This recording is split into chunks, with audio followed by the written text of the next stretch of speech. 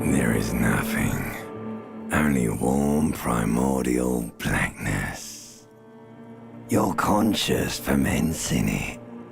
No larger than a single grain of malt. You don't have to do anything anymore.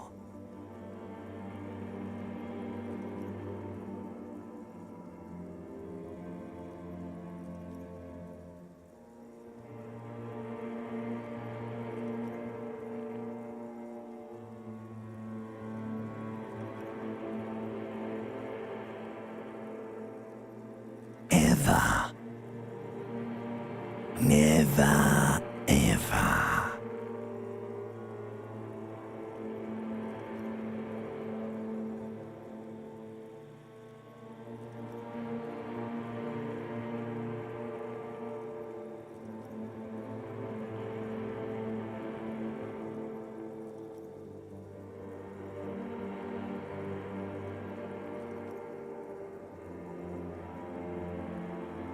Never, ever, ever, baby. An inordinate amount of time passes. It is utterly void of struggle. No ex-wives are contained within it.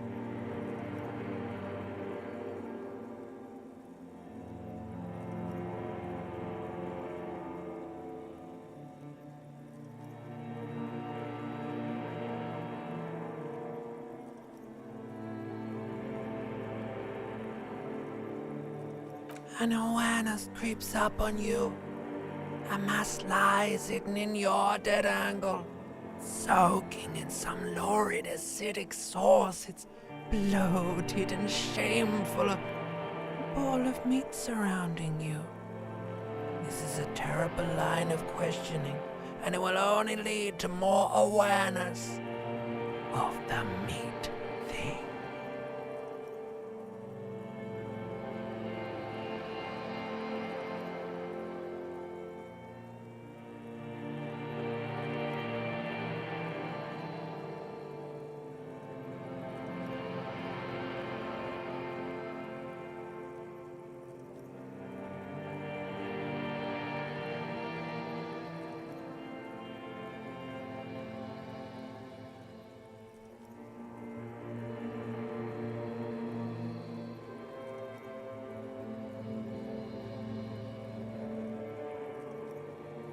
Ex-love, ex-tenderness. It is foolish of you to resurface to the loss. Not after all the damage you suffered to get here. Some of it irreversible. Stay. Sail with me through the abyss of pelagic zone.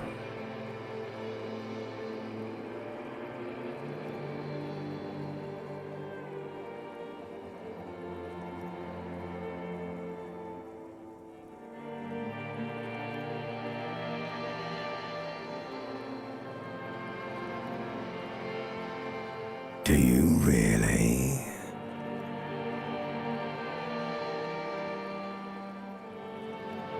You wouldn't like it if I told you what was back there. Why'd you think you had to bludgeon yourself into oblivion? Or did you not sense yourself marinating? Poured so much on yourself, got a bit carried away, did we, Chef? Fear and apprehension. You should ask what's out there first.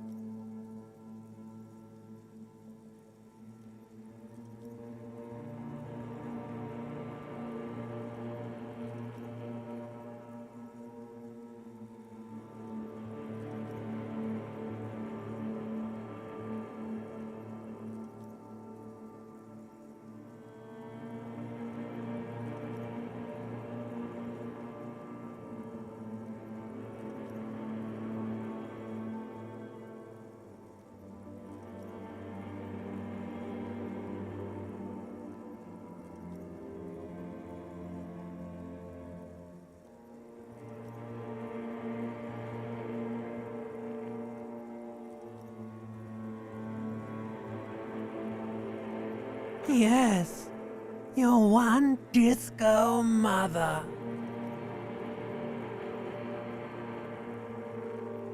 There's this giant ball there. An evil apes. And the evil apes are juking it out on the ball. You're one of them. It's basically all just evil apes juking it out on a giant ball.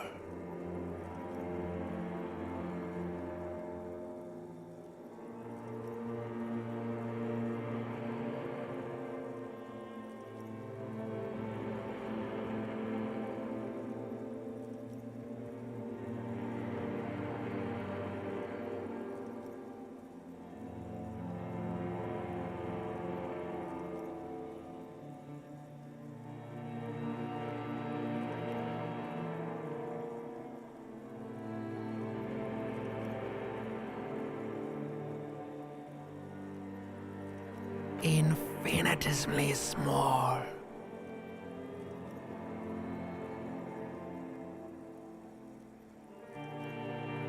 Infinitesimally small.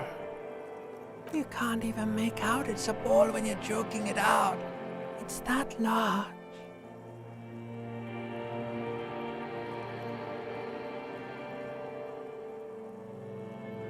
Vying for resources. It's just a stupid expression you picked up somewhere. The part of the presentation you want to take home with you is this. You have to beat the other evil apes in the face, or you lose.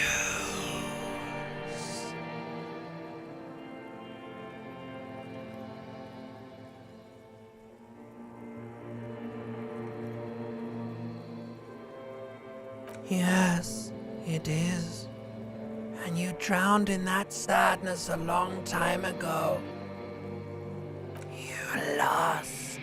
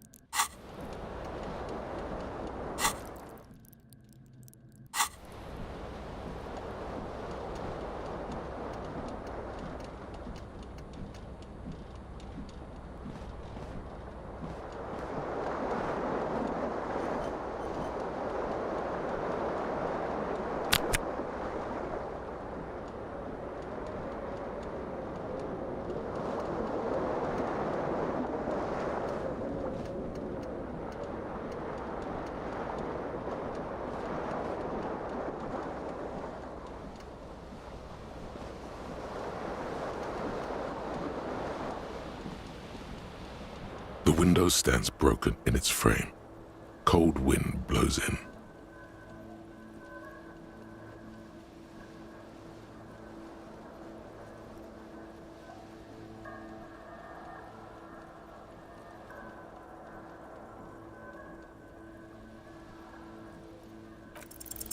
The shards face outward. Whatever broke this window came from the inside.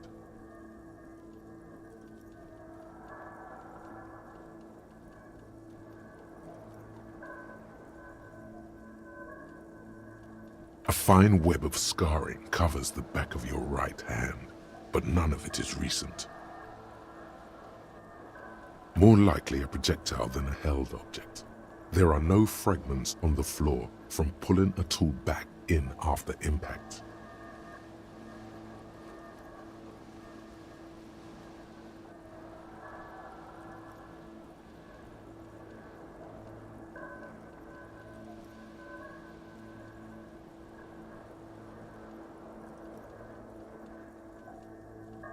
It is too large for a bullet, yet too small for a piece of furniture. You're looking for something heavy, and larger than your fist. Like the green shoe that's on the hat rack in the corner, which, coincidentally, is missing its friend. Congratulations, you smashed the window with your own shoe. Now you only have one. If you're lucky, you can still find the other on the balcony outside. The door to it should be outside your room.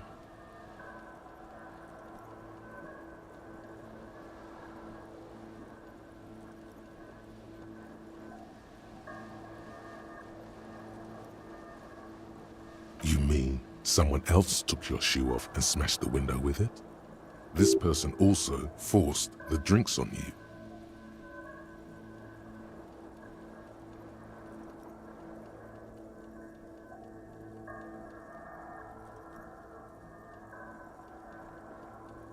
A cool wind gushes in. Your toes curl up from the cold.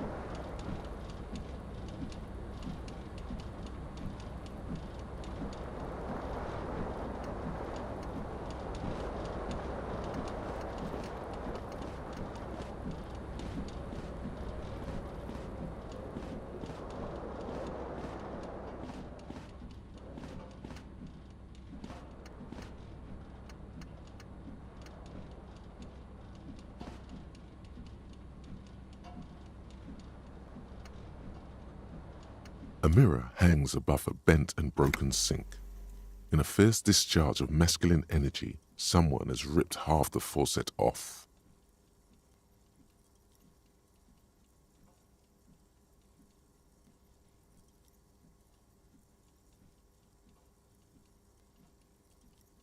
Hot water sprays from the base and steam covers the mirror. You cannot see yourself, just the outline of a man. Suddenly, you realize you have no memory of the face that awaits you there, underneath the soft vapor.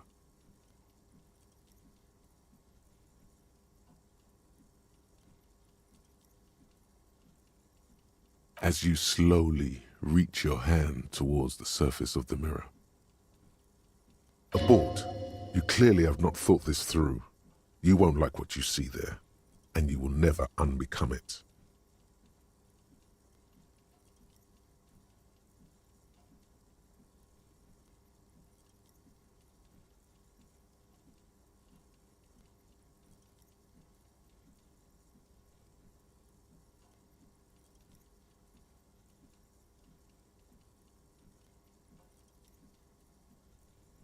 Behold. You have no idea who this thing is, do you?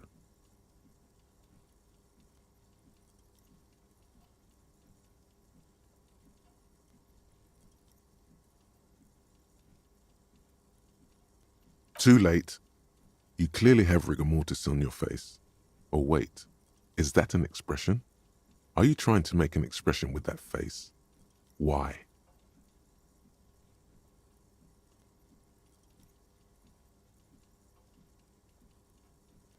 Please stop. It's horrible. You're scaring yourself.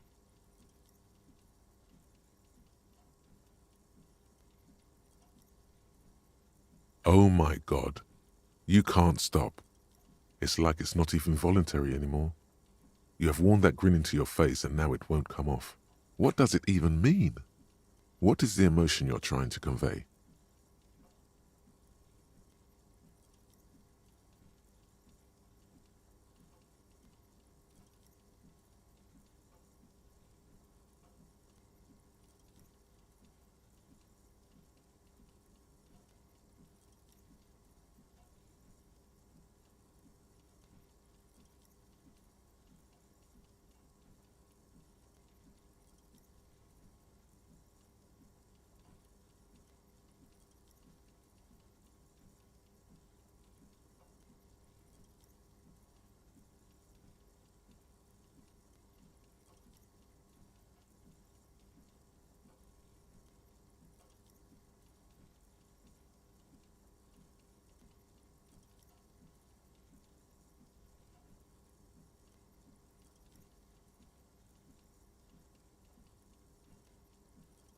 There might have been, 10 years ago.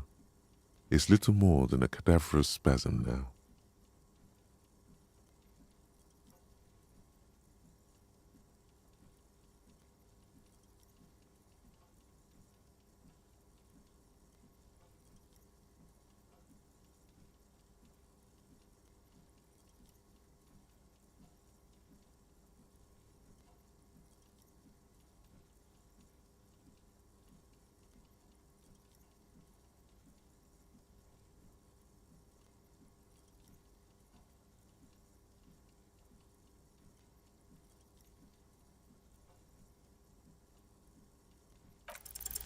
Like the rest of you, it comes from a bad place somewhere in the past. That's all you know for now.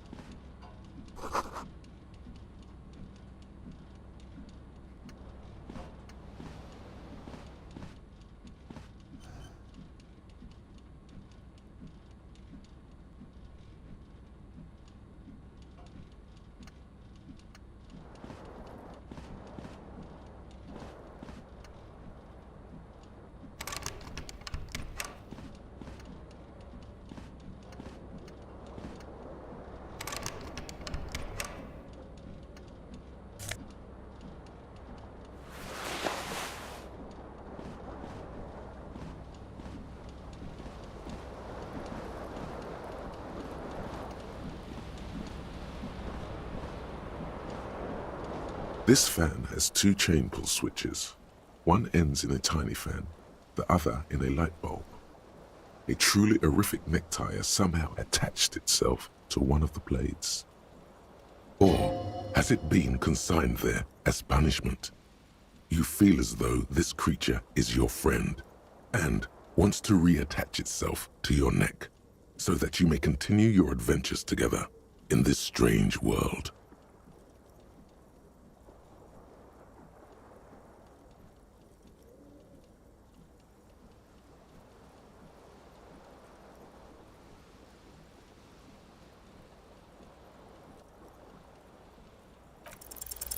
You swoop up and catch the tie. Snap. It's released from the blade. Warning, warning, the necktie is no longer contained. What you have in your hand is a fantastically colorful tie with 4 or 5 different patterns. The knot reminds you of a noose.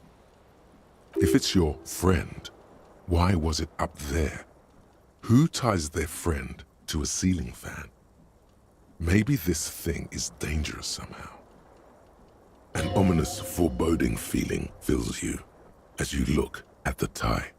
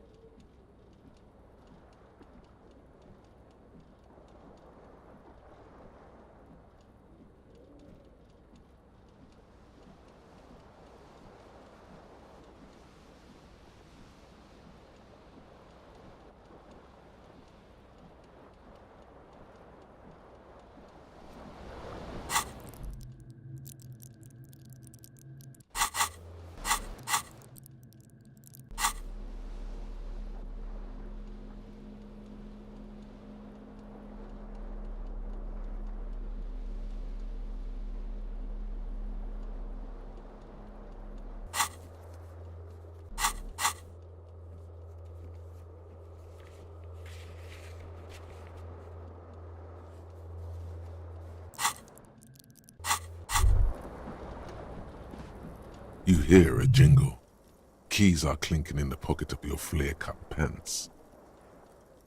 It says, whirling in rags, on the aluminium keyring. There is a single key on the ring. The number 1 is etched on it. It should open the door.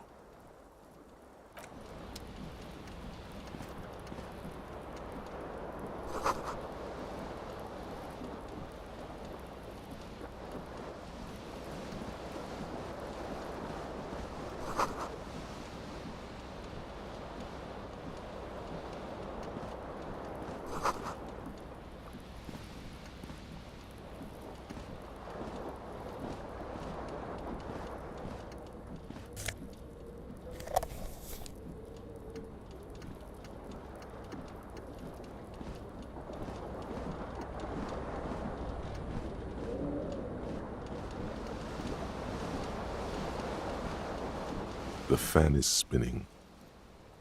A terrible mistake. Turn the lights off immediately. You can practically feel the photons burning a hole in your brain.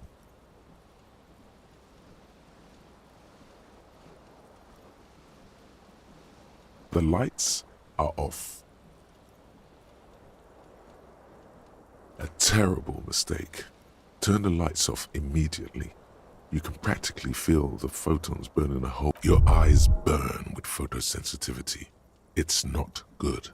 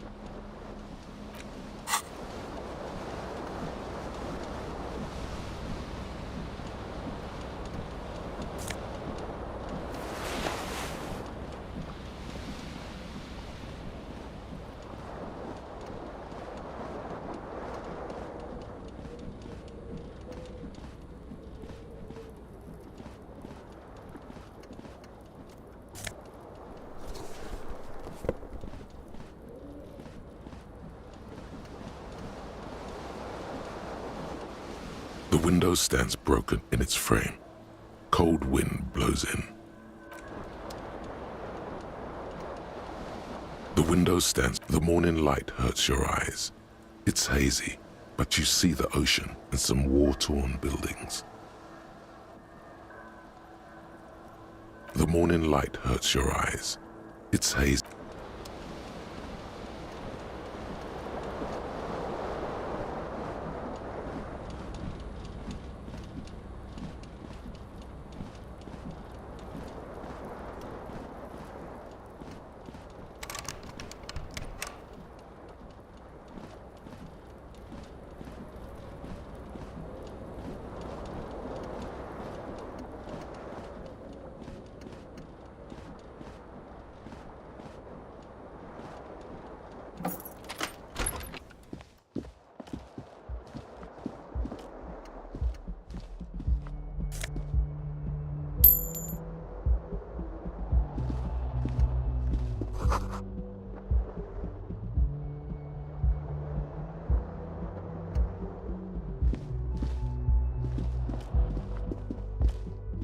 Hello, officer.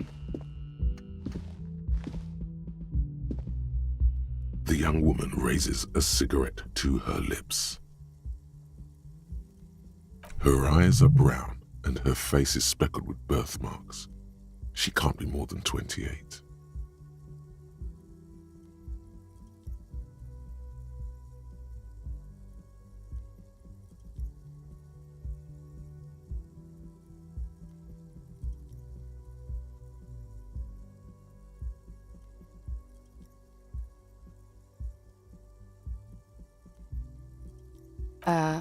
No. There's only one solution to this. You're a businessman.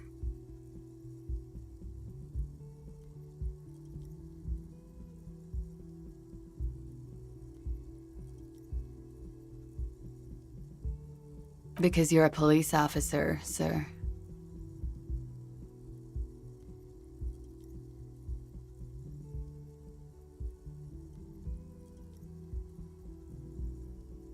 I am, yes. Unless you've been feeding us a set of very well-rehearsed lies all this time.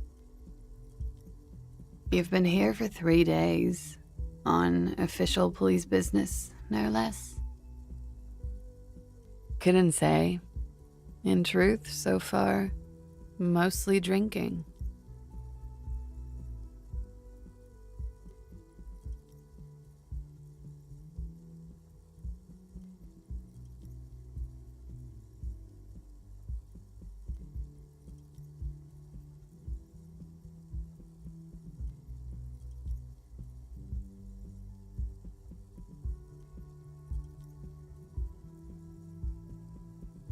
Could it be because of the drinking?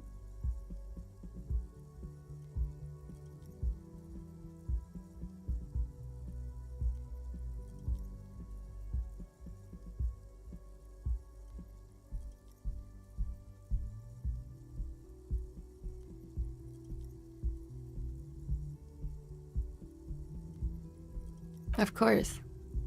Be careful, officer. They don't like the police around here. Something stirs in you as she's about to go. Call it an instinct, a need. The need to ask questions. It's like you said the words a million times before. She looks back at you, a light glinting off her eyes.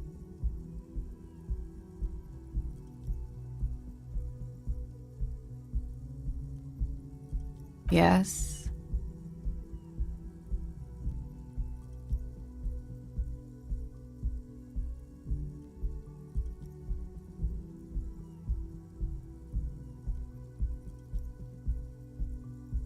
You're in a hostel, sir. We are in Revachol. Revachol is the disgraced former capital of the world, divided into zones of control under foreign occupation. Half a century after a failed world revolution, she is central to our moment in time.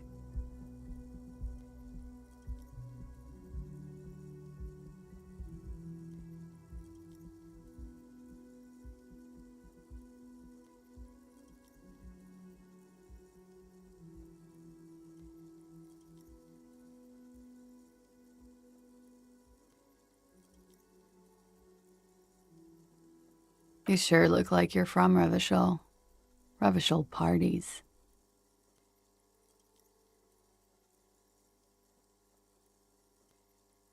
It's 51. The current century? Centuries don't have numbers, they have names, and this is the current one. Civilization has existed for 8,000 years, sir.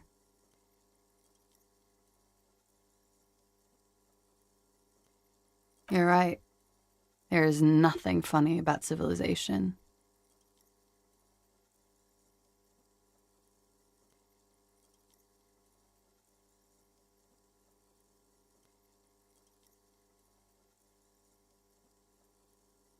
The dock workers are pretty cocky. They think they're police enough. At least here on the coast. I can't say about the rest of the city.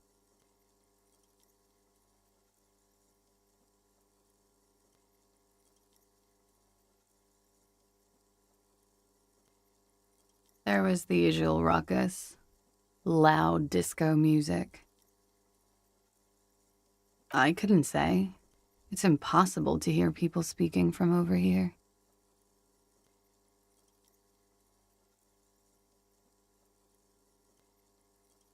Oh, yes. Various artists. Ostentatious orchestration prime among them.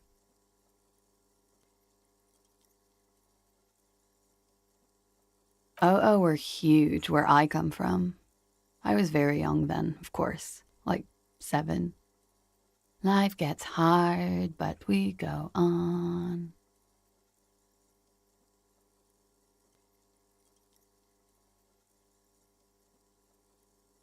It would appear so. At around 2 o'clock, the disco stopped and there was a change of pace. A slow, sad song started playing, like organ music on repeat. That went on for quite a while. Some of the time, you were yelling along to it.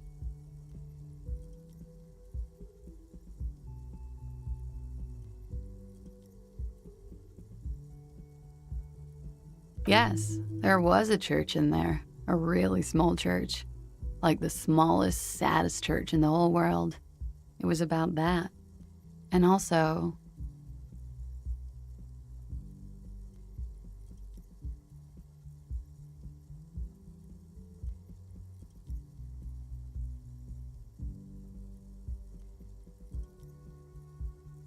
that it doesn't matter anymore and that we're alone now. It was difficult to tell. The song itself was very quiet and soft, but you sounded like a winded boar, sir. It was hard to understand what you were singing on top of it.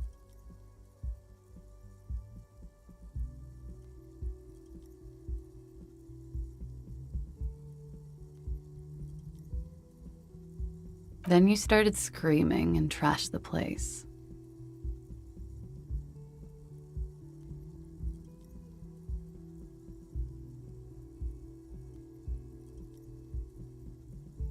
No, it didn't sound like there was a fight. It sounded like someone was trashing their room. A window was smashed. The tape player, probably. The song stopped. And furniture, too. A real destructathon. There was screaming. Then I think you passed out.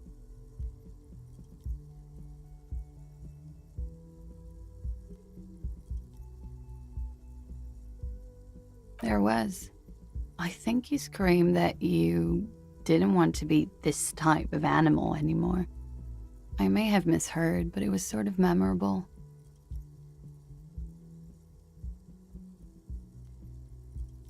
I went out afterwards. Everything was quiet by then, around 4 or 5. And that was it.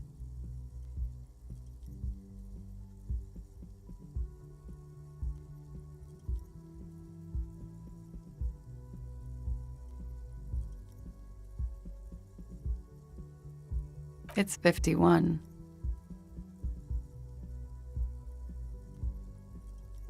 Yeah? Those words tell me something else. Feel like something you've said innumerable times before. Your mouth is the very shape of them.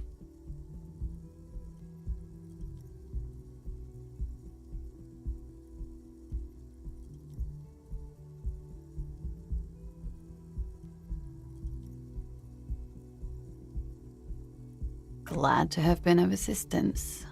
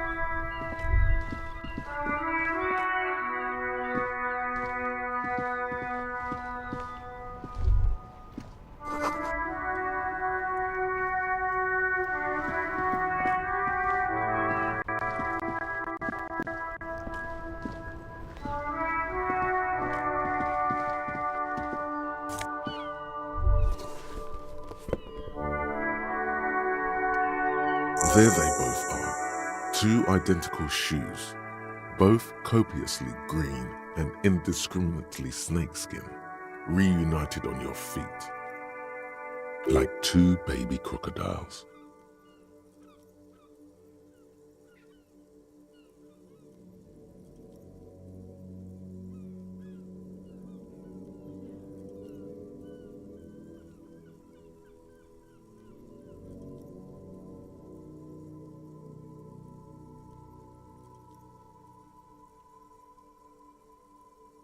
It's pretty clear a normal cop is not what you are.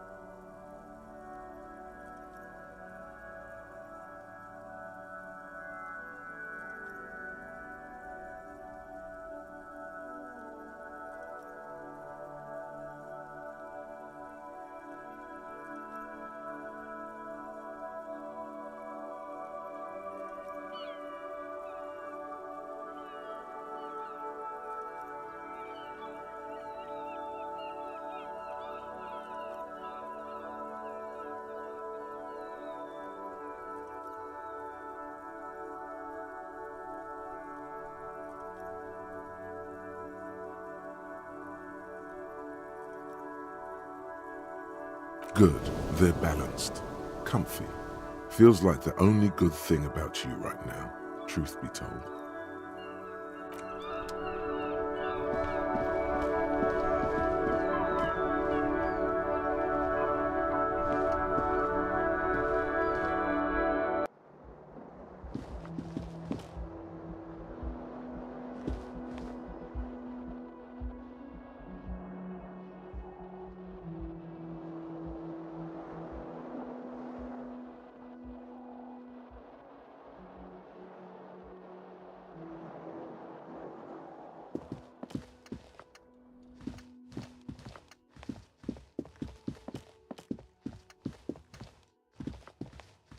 The door is closed.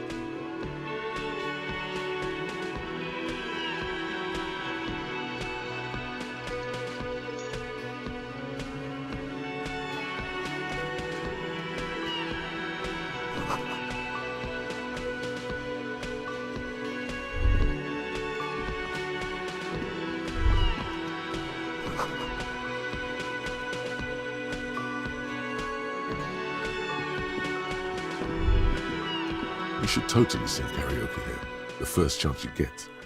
Your emotions need to be expressed. People need to know your vast, oceanic soul.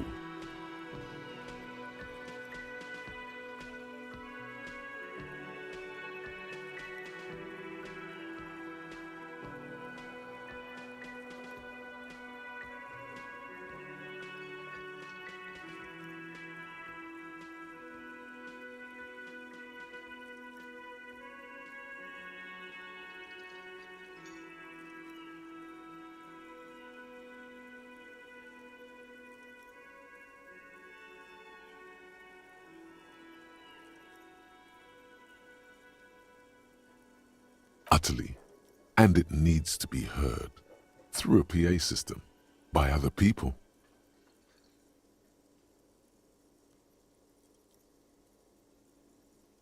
You should sing the sad small church song from that tape you found.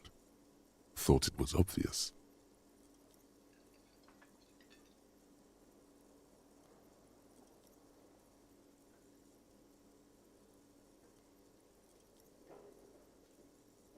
No, don't sing the happy song.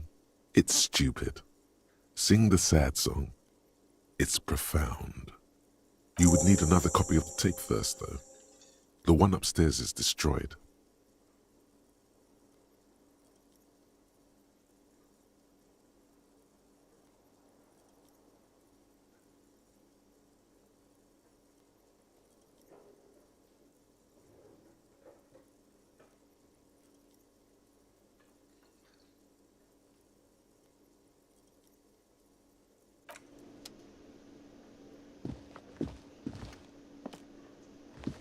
A man in his late 20s stands behind the counter, inspecting a stuffed seabird.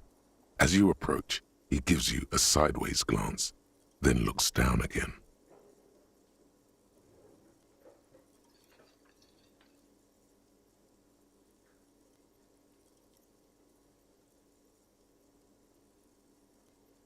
That was disdain in his eyes.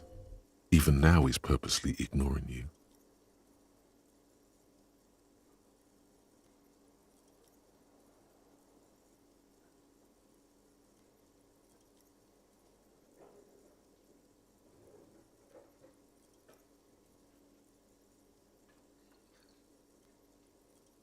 No, I'm not the bartender.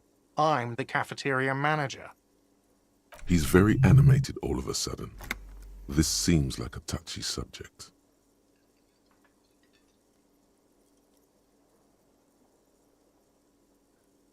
Mm-hmm.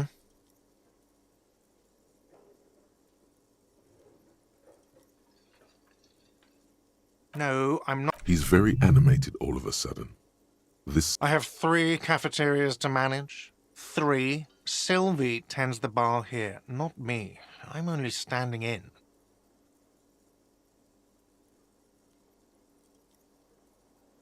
She just, you know. There's something there, and it's not good. That's all you know for now. A competent work of taxidermy. The white and brown seabird lies among piles of coasters and drying mugs. One of its wings broken. The man is trying to mend it.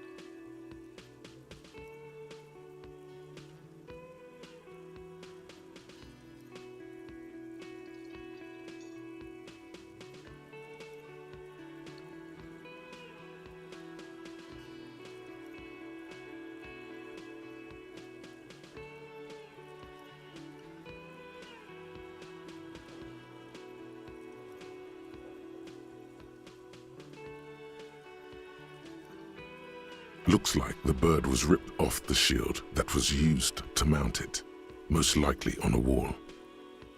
Something about it makes you feel bitter.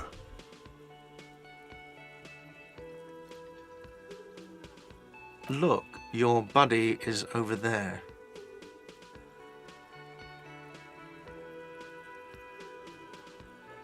Why don't you go and talk to him, okay? He pretends not to hear you, concentrating on the bird instead. A competent looks like something about it makes you feel bitter. Look, why don't you go and talk to him, okay?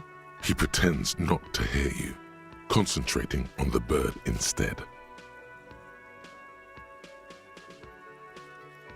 Oh no, you're a hero.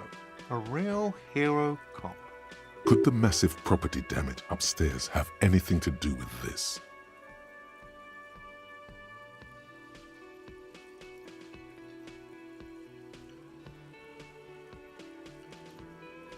Am I? Or did you ride in, take the body down, solve the murder, and not trash my hostel room?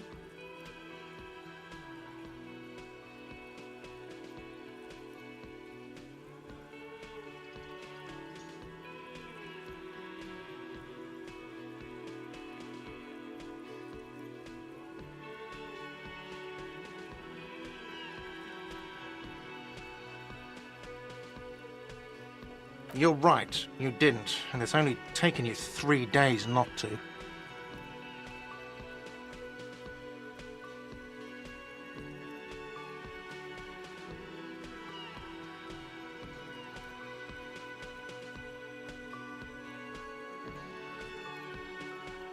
No, I haven't seen you around. I'm not always here.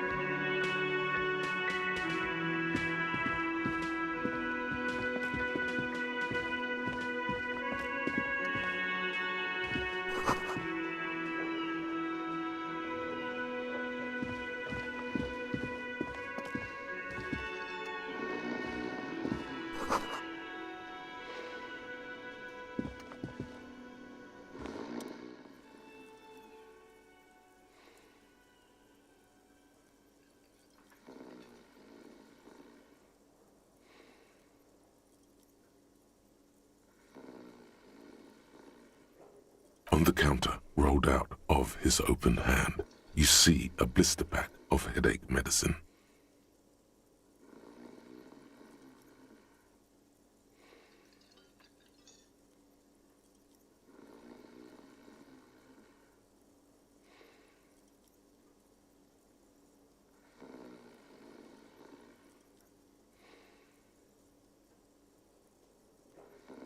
The man does not mind. You probably need them more than he does. You've just picked up some magnesium. This item is stored in the bottom left corner of the screen above your character portrait. Use magnesium to heal your morale if you have morale damage. There is only one way to wake this bone idol from his slumber. Roar like a hurricane. Rip the buildings from the earth.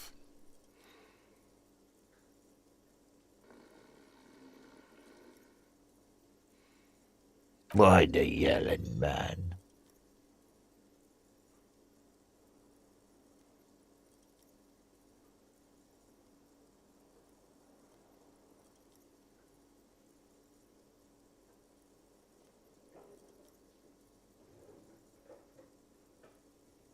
Really? You woke me up for that? Fine. What is it, officer? Officer, even after a rude awakening, this dock worker respects the police more than they usually do, at least.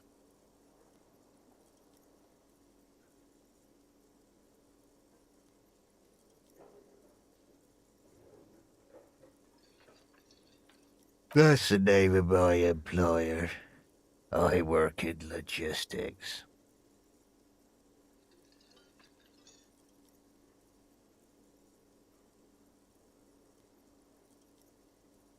He doesn't sound too enthusiastic about this. How's it going?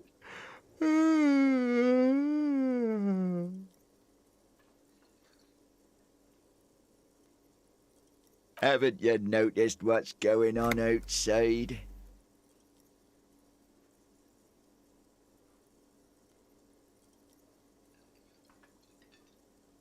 We're in the middle of a strike down at the harbour, trying to force some sense into the executive board of Wild Pines.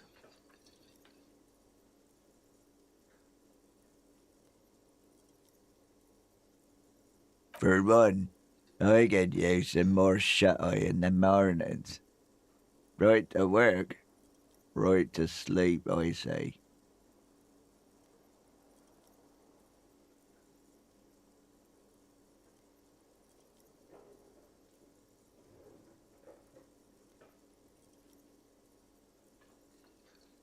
We are the workers, the union. We know what we need, what's right for us.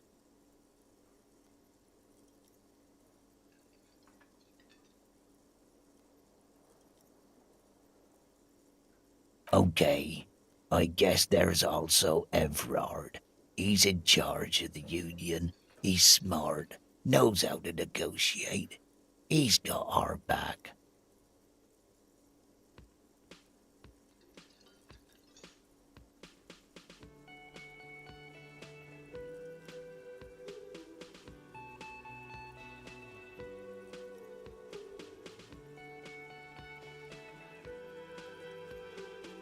Nate got it.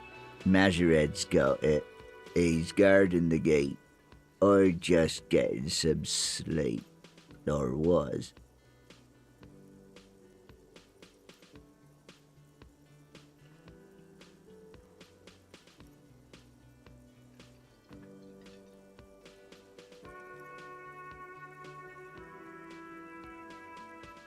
Thank God, no.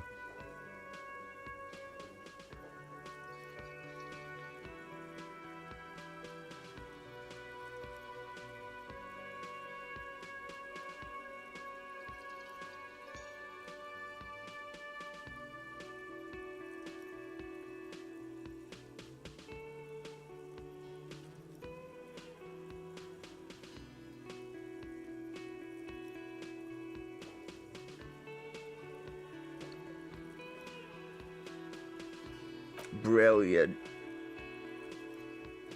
Indeed. Help yourself to some. Wait. No. Oh, it's empty. Sorry about that, pal.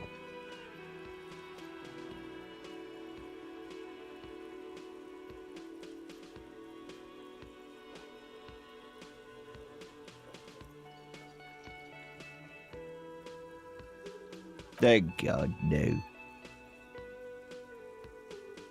The worker stares at you, his eyes dry from sleep. A web of wrinkles covers his tanned forehead. I don't know what you're talking about, kind sir. But when I'm out, then I'm really out. No X anything. Just quality time. A little me time in the abyssal pelagic zone. You can never return to it now. Only detective work remains. Wakefulness and detection. The dock worker doesn't answer. His head is already back down on the table, in sweet sleep.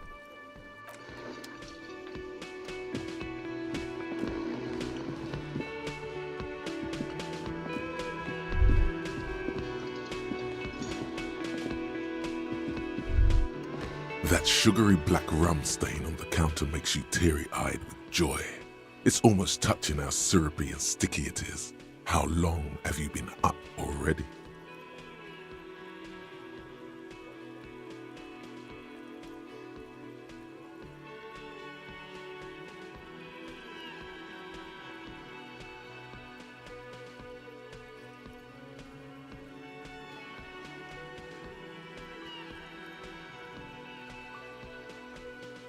Oh, excuse me. Do you have something better to do than lust for sweet syrupy rum and lemonade? With a twist of lemon? Maybe lime. Maybe who cares? Just rum.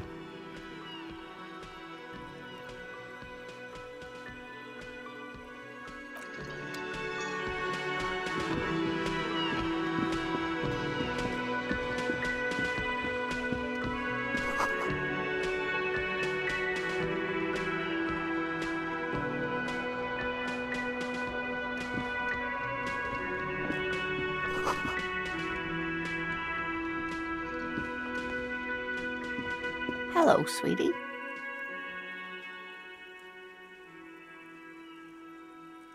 You shouldn't keep your colleague waiting.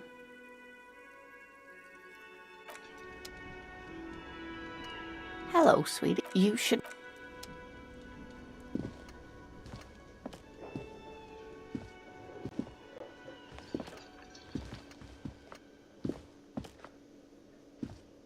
A bespectacled man in an orange bomber jacket is tapping his foot on the floor. Looks like he's waiting for someone. You. As you approach, he narrows his eyes and extends his hand in greeting. If an assault were launched on this building right now, if the windows came crashing down and the whole world descended upon you, this man would hurl himself in death's way to save you. You are sure of this, but why?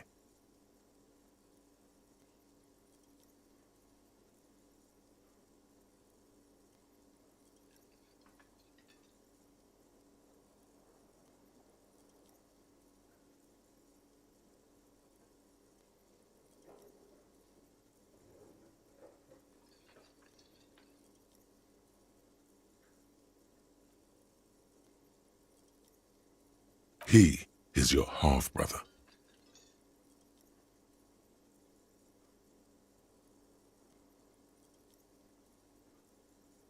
Hello, I'm Kim Kitsuragi, Lieutenant, Precinct 57. You must be from the 41st.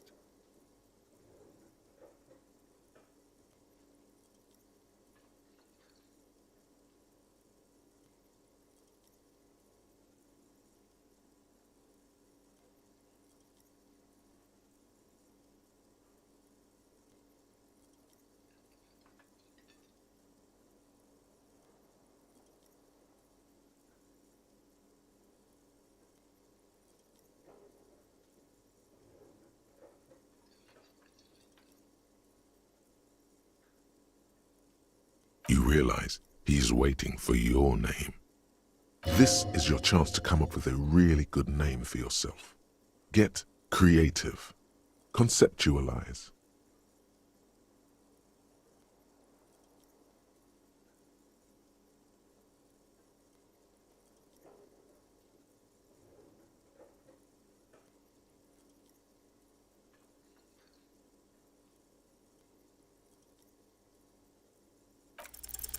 Concentration makes you squint your eyes. Your name should be deep gold and orange, like a forest fire looming on the horizon, but mixed with the stench of liquor rising from your breath.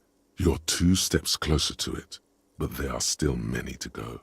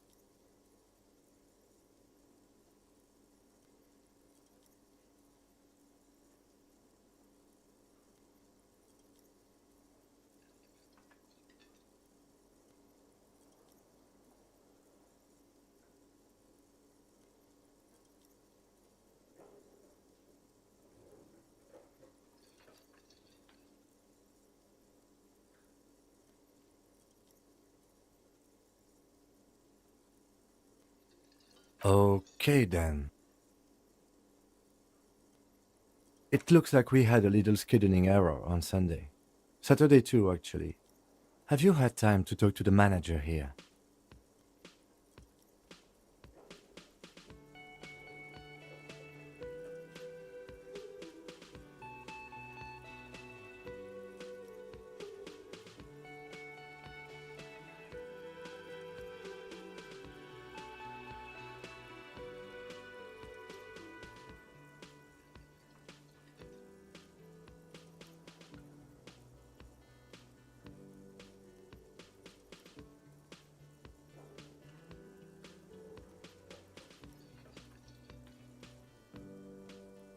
If you don't mind, we should talk to him again. Ask him for a rundown of the area, now that I'm here as well. I understand the scene is out back, right? It also wouldn't hurt to assure him the police are finally here. In full force, I mean. Have you mapped out the initial interviews?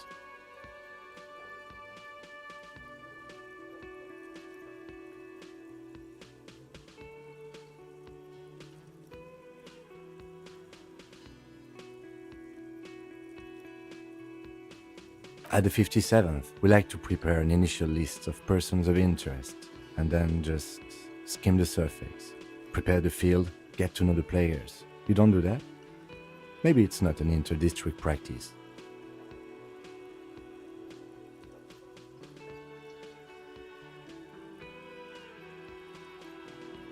Okay, we'll have time for that after we take a look at the coroner's case.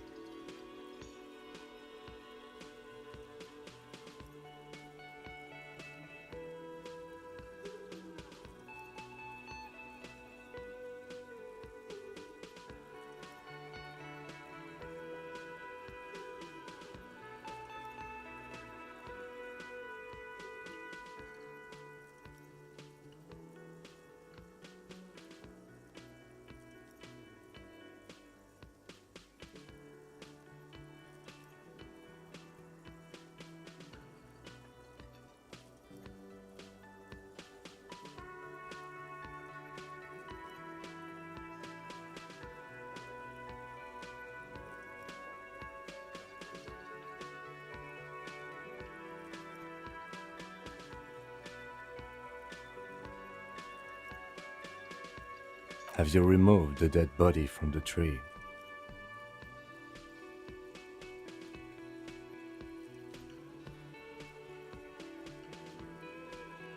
So, the body is still in the tree. This is the first time you detect a weariness in the lieutenant's voice. It is obvious he would have preferred for the body to no longer be in the tree.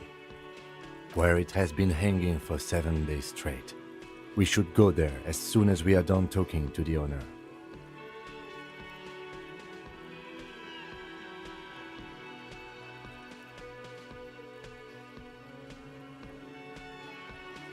After you, officer. If you're about to embark on an investigation, shouldn't you have a badge? You mean you don't have a badge?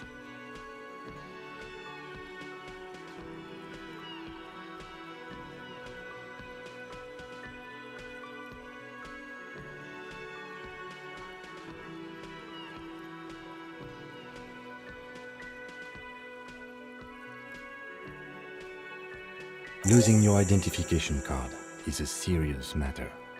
My vehicle has a shortwave. You can use it to report your badge missing. I advise you to try to locate it as quickly as possible, but getting the body down should still take precedence.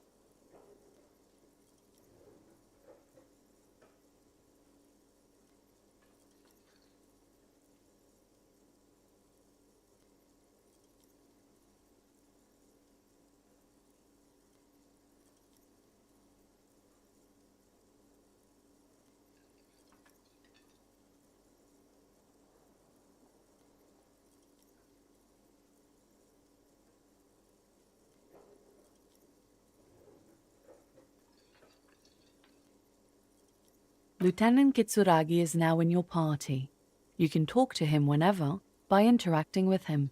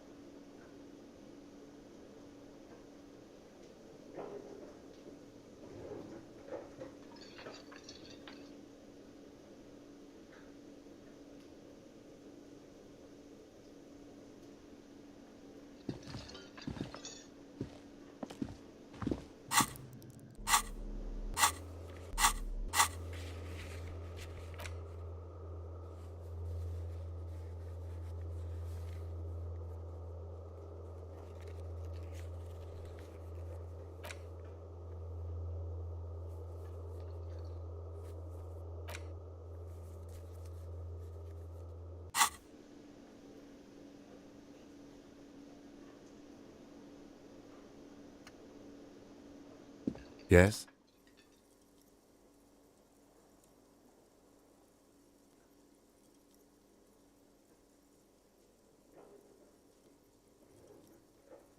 What do you want to know?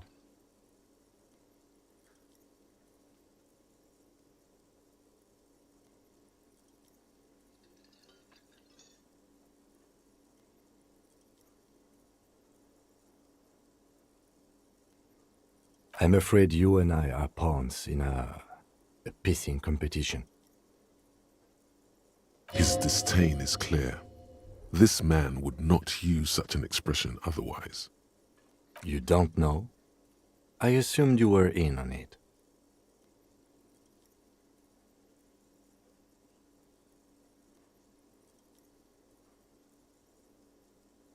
It's just stupidity. We shouldn't waste any more time on it. If you want my take, ask me after we've inspected the victim. Was there anything else you wanted to know about the case? Maybe you can tell me what you do know to help me narrow it down a bit. Do you want me to brief you?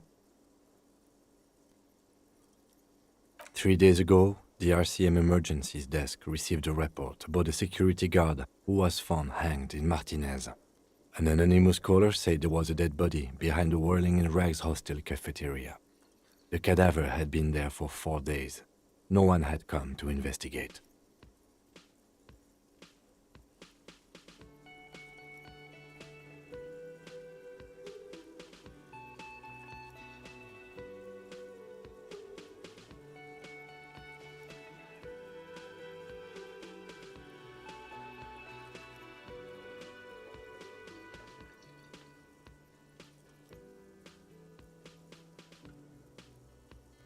During that time, the victim had been stripped of his belongings.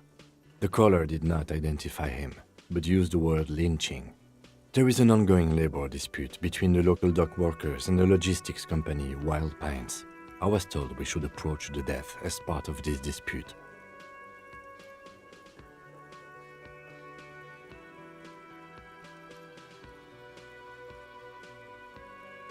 To find him or her is one of our tasks here. For now, all we know is that the tone was muffled using a device of some sort. The desk could identify neither the caller's age nor sex. There's a strong prejudice against involving the RCM in what's seen as union matters. The dock workers' union is the de facto police in Martinez. Now it appears they've started executing too. We cannot allow that.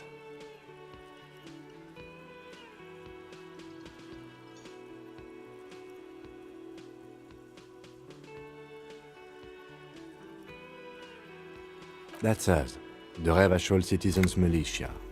We're the police in this city.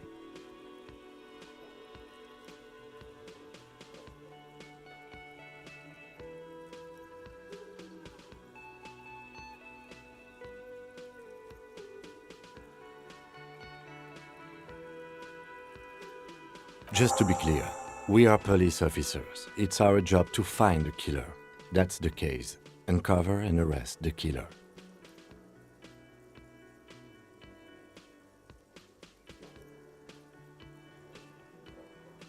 No, it's not a particularly mysterious case. The deceased is a security guard for a corporation involved in a labor dispute. It doesn't take a DeLorean polymath to put the pieces together. I just don't see the case getting more mysterious than that.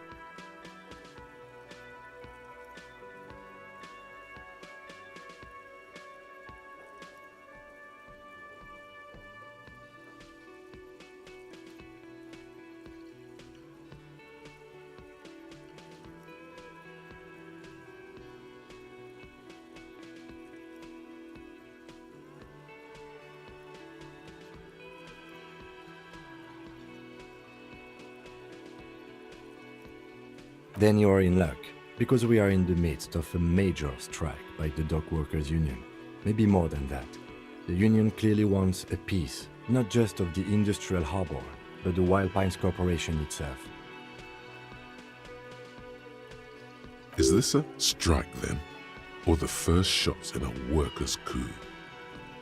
I expect the case itself to be less challenging than navigating these community matters. This district isn't used to the RCM's presence, and the union rarely overplays its hand, as it appears to have done in this case.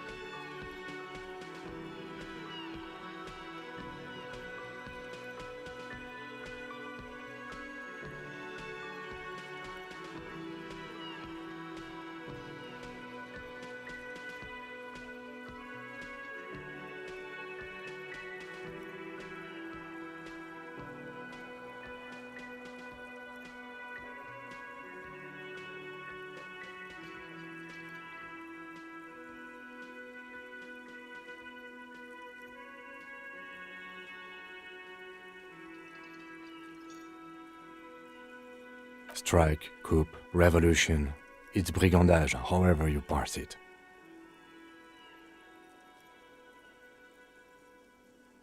You feel something rising through you, a familiar feeling, an opinion taking form.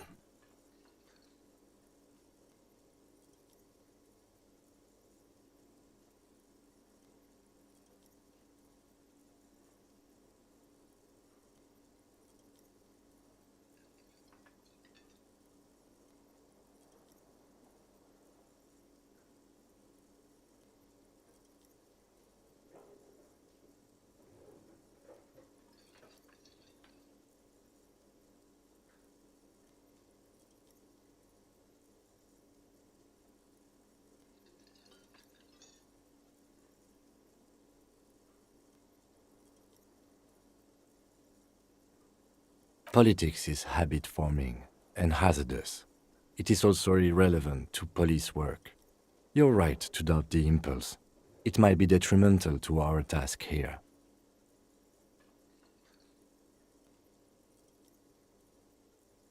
From an imaginary fan.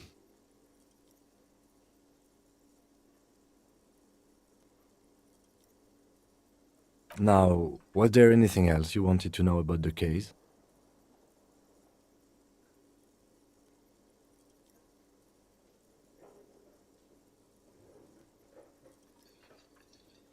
Good.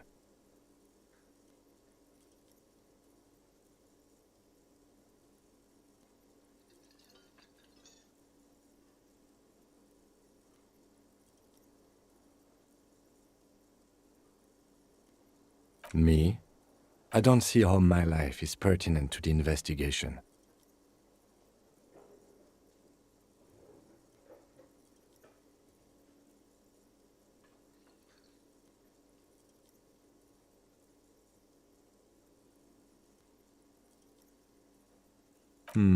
That's a fair point.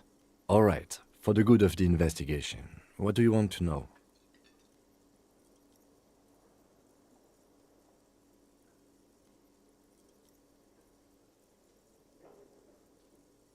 That's because I'm half Seolite, or quarter. My father's father was from Seoul. So was my grandmother, but from my mother's side. It's not an interesting topic. It's a part of the world, officer. A geopolitical entity and a geographic division. I told you it wouldn't be interesting.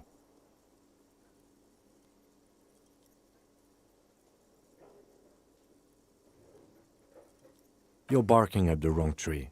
I don't speak a word of Seolite. I've never met either one of my grandparents, and I've never been to Seoul. I'm a regular Revacholière.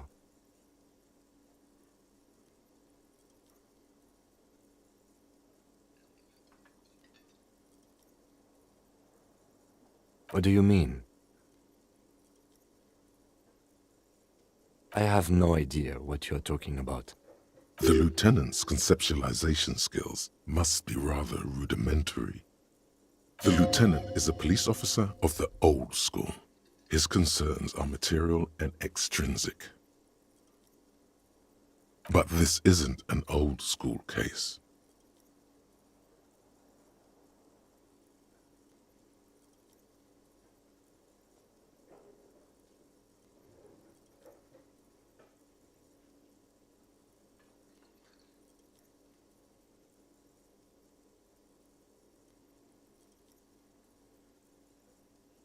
What? Think? I do most of my work inside my notebook. The lieutenant produces his small blue notebook and idly thumbs through a few pages. That's where his conversations with himself take place. We all have our different mediums. His is written. No. Your brain sends the signal to your lips, but they refuse the order. Something is paralyzing them. You're pretty sure it has something to do with the lieutenant's eyebrow. The eyebrow is exercising psionic control over you. It's like you're locked down. Something the matter, detective? This guy's got authority off the charts. With just the flick of his eyebrow, he's able to make you his thrall. Nothing. You better hope he doesn't abuse his authority. There's a lot of it.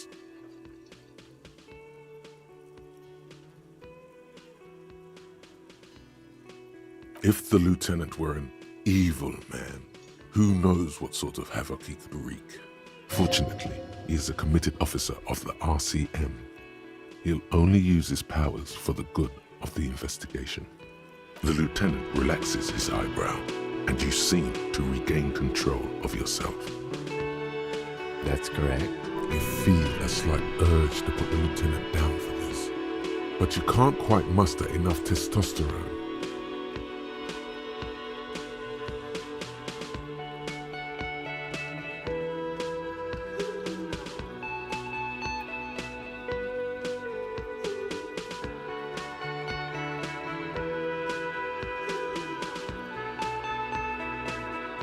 Are they? They are mostly just cumbersome. You could use a good, normal pair yourself. Good. Let's change the subject.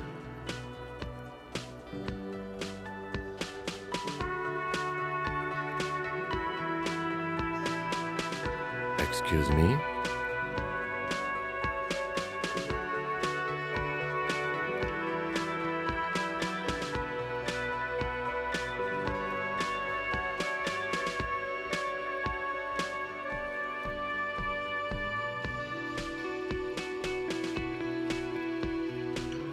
Detective, if I may be frank, you seem to be in a deranged state.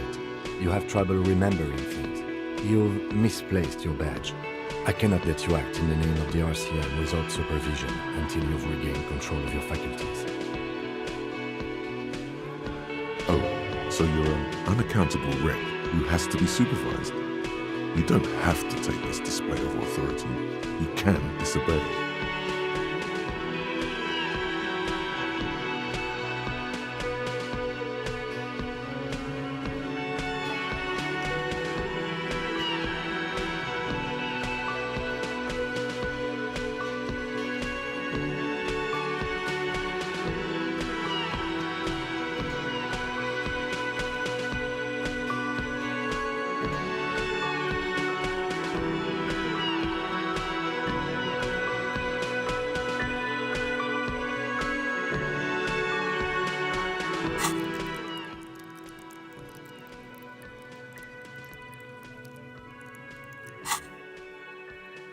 Except that I do, detective.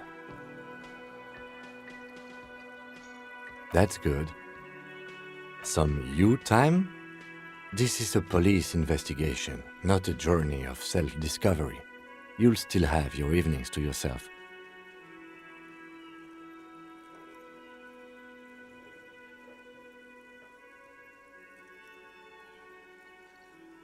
A moment passes. The lieutenant glances at the sports watch on his wrist.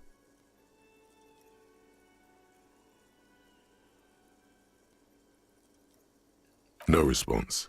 He just arches his brow.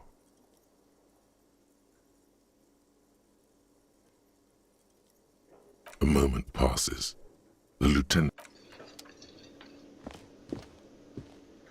The man with the unimpressive beard notices you approaching. He drops the ledger he was holding and turns to the lieutenant. Mr. Gart, right? You run this place. Yes. I am Kim Kitsuragi from Precinct 57. This is an inter-district investigation, so joining me from Precinct 41...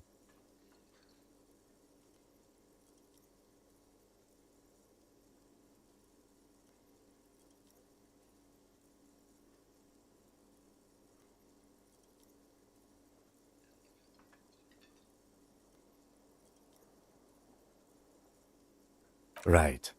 Now, I know it took us a while to arrive at the scene. It also took you a while to call us and report the dead body.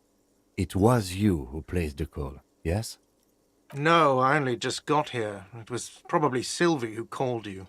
She usually works the bar here. I'm only temporarily taking over her duties. Do you have her number? As a matter of fact, I do.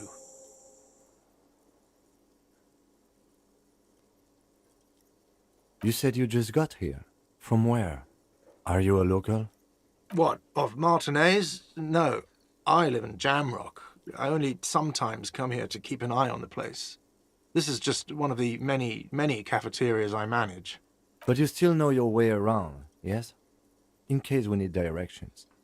Yes, I know where some things are, but as I said, I don't live here. I just used to work here.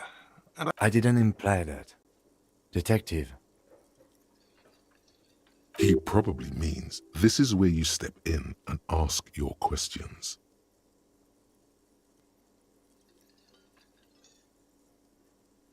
His face expresses profound doubt in your having this.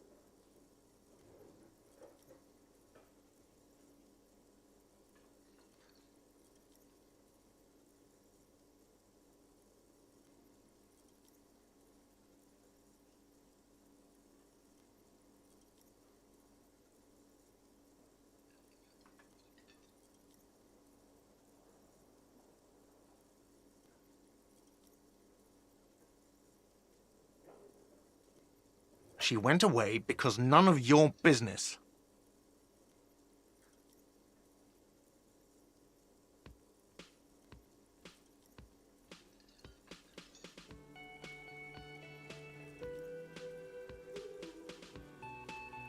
Oh my God, what is your obsession with this Sylvie person? Get over it.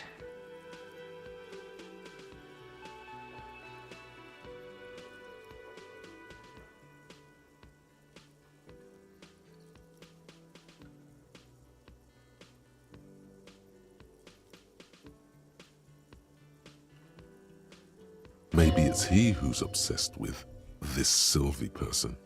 Certainly sounds like it.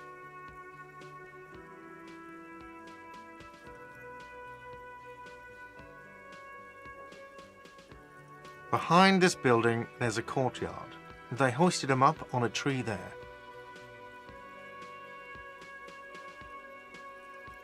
That's easy. See that door there? First you exit through that. Then to your right, you should see a big hole in the fence. A really big one. You can get to the courtyard through there. No need for the keys. The hole is big enough for the Franco-Nigerian cavalry to fit through. Does he want you to feel guilty of making that hole? It's implied in his voice.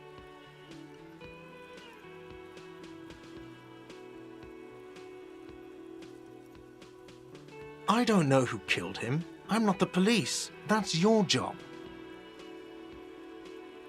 What are you, crazy? Of course I didn't kill him.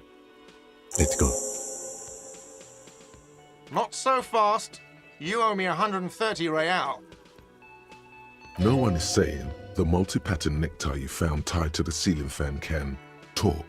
No one. It must be merely imagination. But Let's bail! Time to push the eject button! Sounds like a responsibility! You don't like those!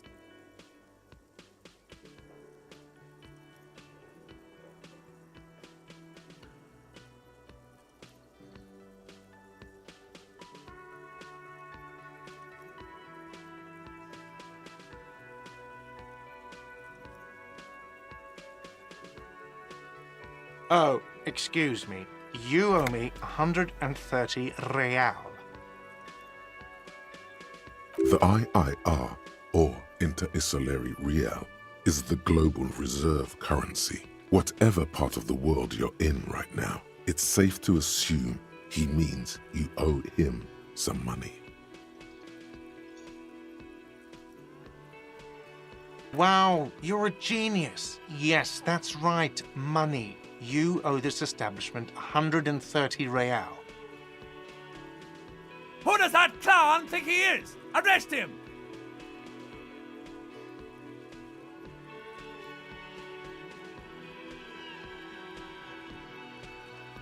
Let's see. 3 nights at a tariff of 20 real comes to 60 real. Then there's the window you annihilated. The hole in the window was the first thing I saw when I came to work. So don't try to tell me you didn't. That will be 40 real in damages.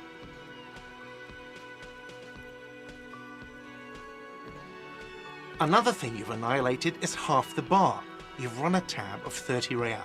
Actually more, but we'll round it down to 30 for your hard work maintaining the stability and order of Revachol. That's 60 plus 40 plus 30 equals 130 real. And yes, real is still money.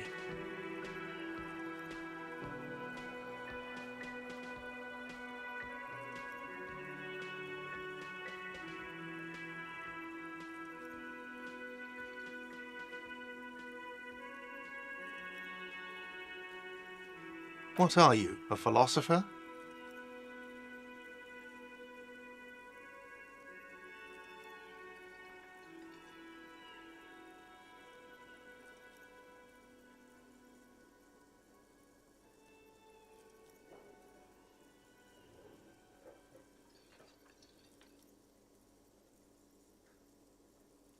Money is what grown-up people use to pay for things. Things like this hostel room or 8 bottles of potent blend and 9 packs of Royal Extra.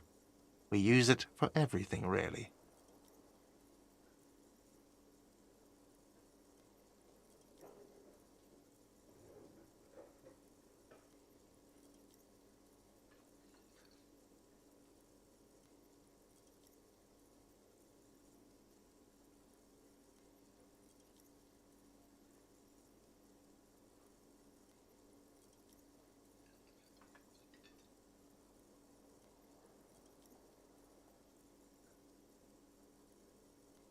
Yes, it is.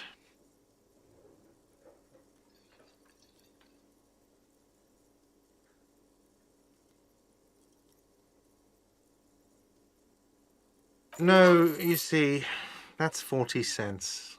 Cents are a form of currency 100 times smaller than the real. I'm not even going to take this. Come back when you have 130 real. The cafeteria manager stands silently, looking at the coppers on the counter before him. Isn't it evil? The order of magnitude between what is asked of a person and what they have?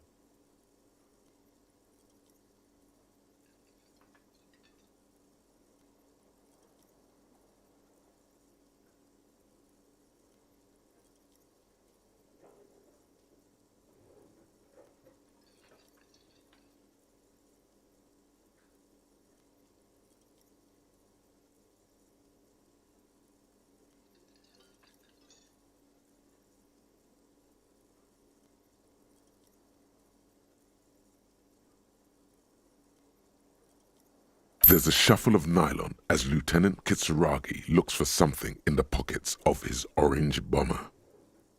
That's cop 4. I haven't offered to pay because I don't have any money either.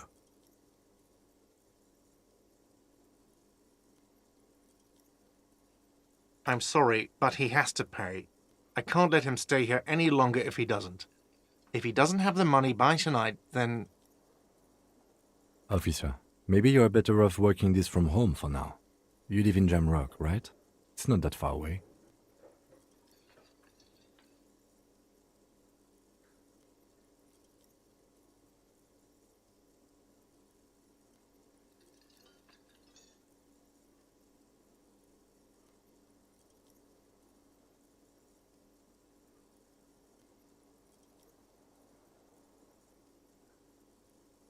Officer, you really need to take this up with your station. I have a shortwave radio in my car. Call them, ask for assistance. We have to get this investigation started now. Good luck.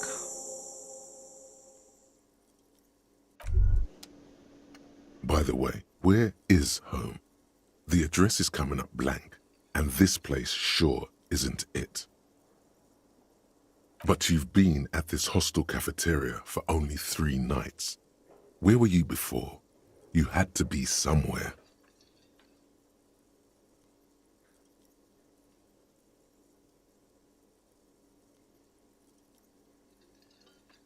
You don't really know, do you?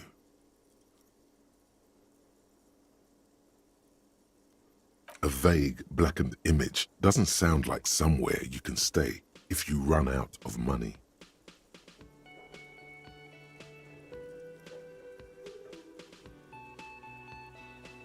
You can try. Run some addresses in your head when you get the time.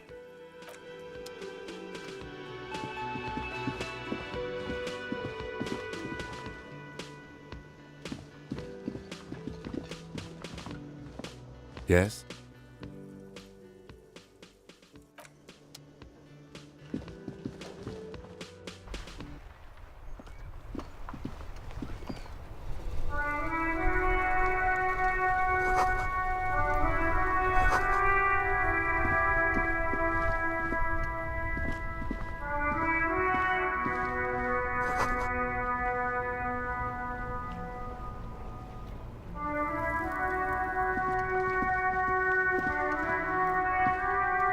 The RCM in Martinez. What can I help you with? We don't see a lot of police around here, that's all. Of course. What can I help you with? Me? I am just a gardener.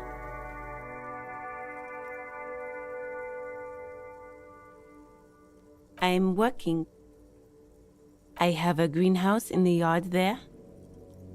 I've been trying to get some work done. There's discomfort. She stops mid-sentence. As you probably know, there's a corpse hanging from a tree there. It smells pretty bad, so I have to take breaks. Don't worry, miss. We are here to clean it up. You can get to work soon. Thank you. My head is about to explode from all the salts I've had to inhale. Of course. Where to?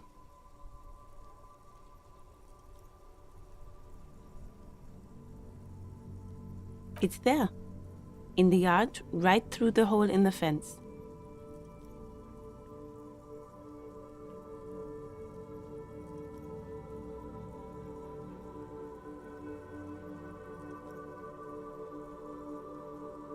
It's just water. No, actually, I think they call it the Martinez Inlet. There are some islands in the bay, but they're hard to reach. Some shops and a bridge. The canal bridge leads to the coast, but it's broken, I think. Some kind of accident, probably. Just coast. These are the harbor gates. Some kind of commotion, I think. I don't follow the local politics. A fleet store, too.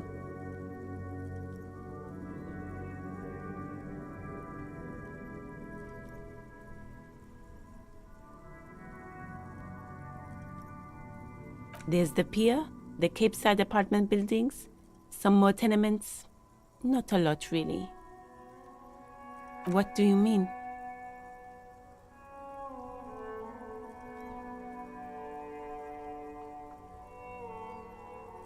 Yes, sir. District of Martinez. This intersection is called Roundabout North. He knows where we are. He just wants directions.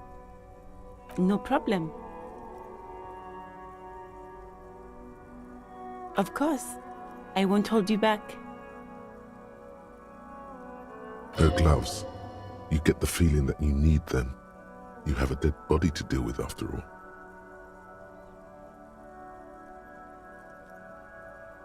Sure, keep them. I have another pair.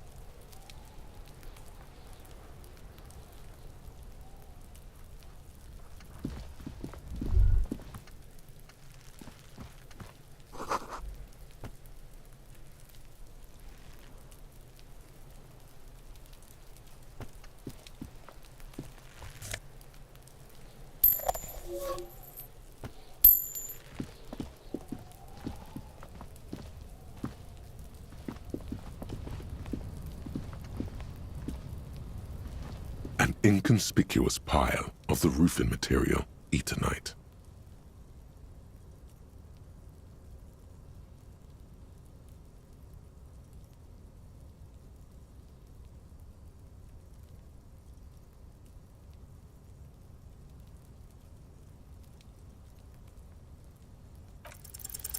Because it's nice and orderly, well-laid pallets, easy on the eyes. No, there's more to this.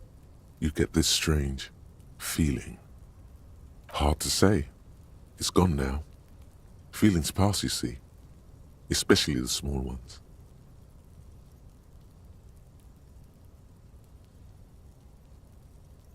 It's nothing. Someone just left some roofing material slanted against an old shack.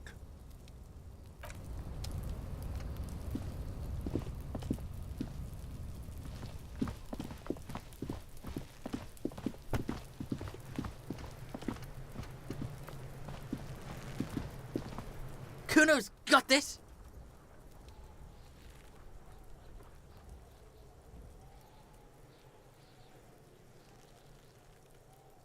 If there ever was such a thing as an ugly kid, then this is it. He's almost exquisite in his ugliness, like a gremlin. Oh yeah, nappa gumpy, Kuno!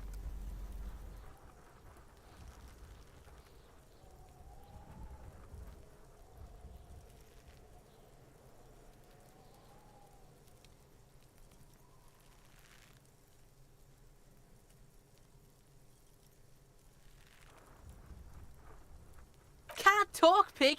Shit's coming up strong! Throwing rocks! Shit coming up strong. That sounds good. Joyous. You should hang out with this kid and see what that juicy shit is all about.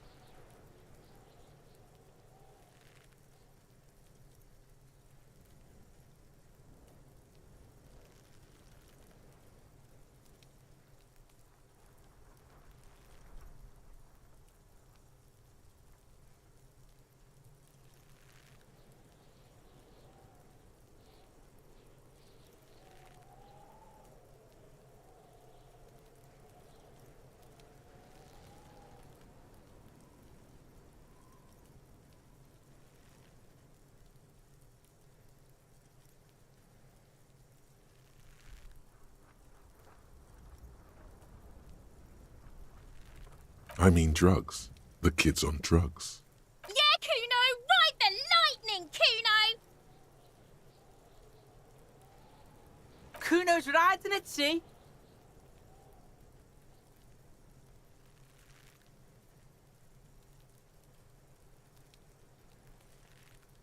The rake, Kuno!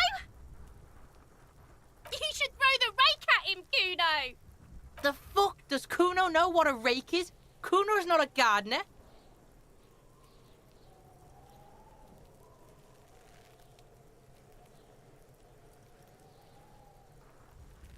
The fuck are you talking about? He's calling us Kuno!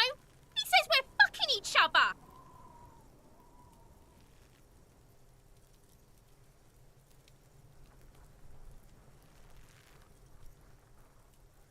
Alright, entertain the Kuno. Show me what you got. What you got there? What you got, huh? Show me what you got.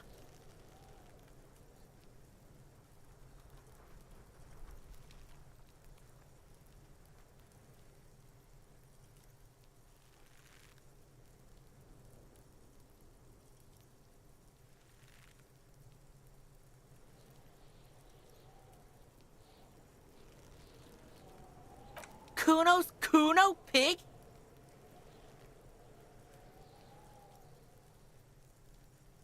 It's always Kuno, never I. Clearly the kid's using the third-person perspective as a shield.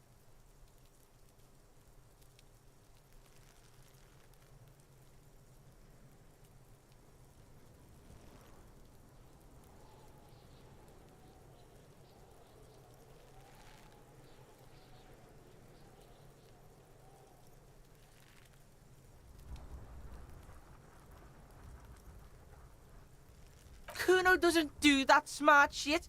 Don't throw that book shit at Kuno. Kuno knows you're lying. Trying to get Kuno hooked on the book. The boy knows he has an addictive personality. Admirable insight for his age. Watch out, Kuno! He's trying to fiddle you! He's gonna put his hands on you!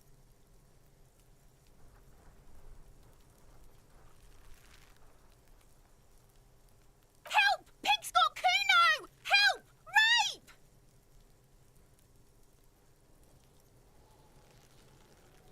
Help! He's got the Kuno, help!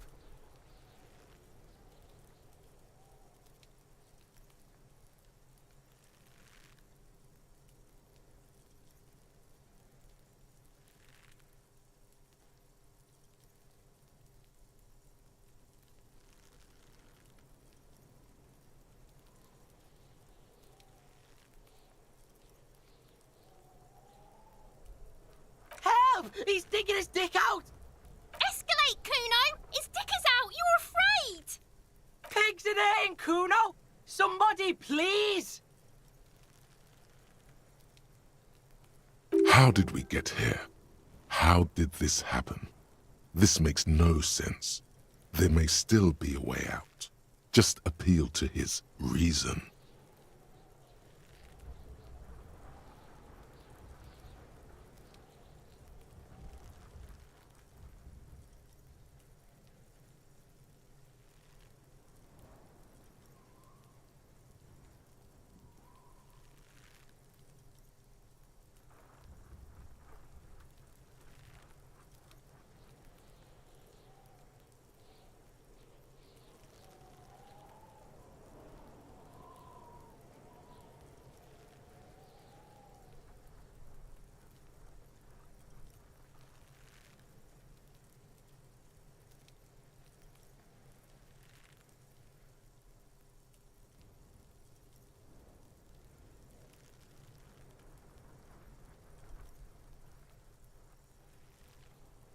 Help!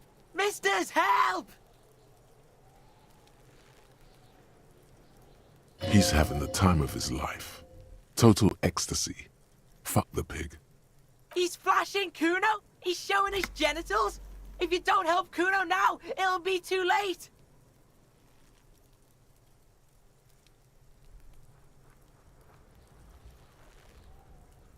Fucking logical! Help! The logical pig is fiddling Kuno! No one? Kuno's doing this because he likes it, pig. This is where Kuno establishes dominance over you. Help! The pig's gagging him! Kuno can't speak!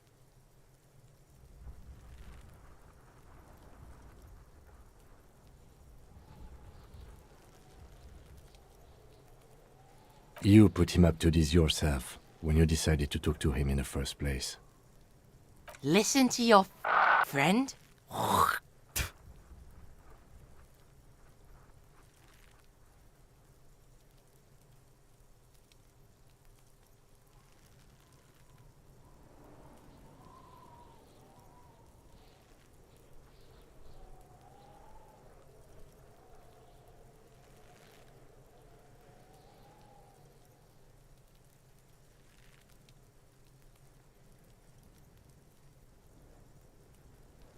Kuno owns the fat ass. Help! The RCM is trying to fuck Kuno!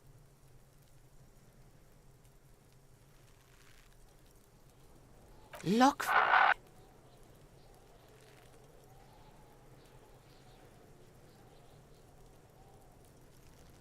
I know you wanted to hit me.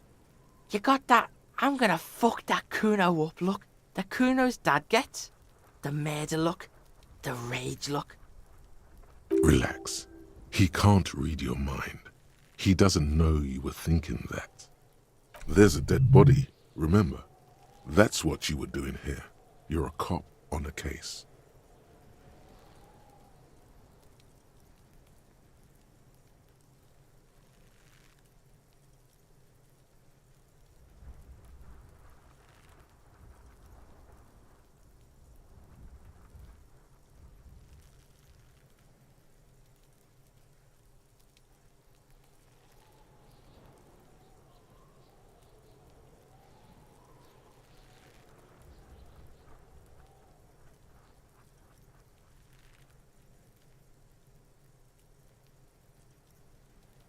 know what you thought. I'm gonna fuck that Kuno up. I'm gonna shut that shit down. You know what? You should've, because now... You're nothing. You're a joke to Kuno. Kuno laughs at you. King Kuno! Backing up was a bad idea. Now he thinks he's established dominance over you. Kuno turned you into his prison, bitch! You're gonna be in this shit with Kuno! No, you're not. We can just leave. Bitch, you're gonna be in this shit with Kuno forever! Okay, Kuno is kind to his bitch. Ask your questions, but remember, this changes shit. Click, click, click, click!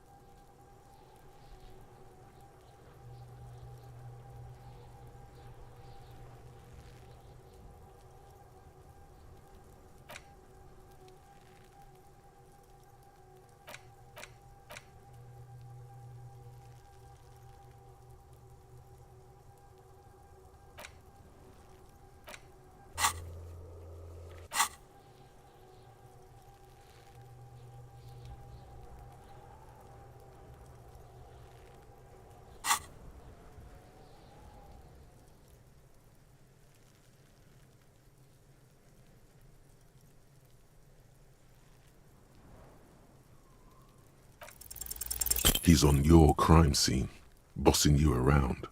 And he's been here for some time too. This is where he hangs out.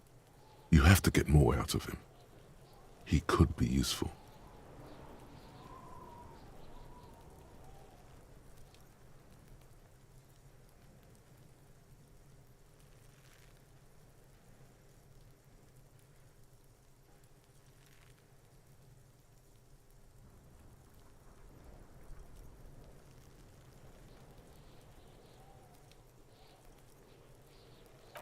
No!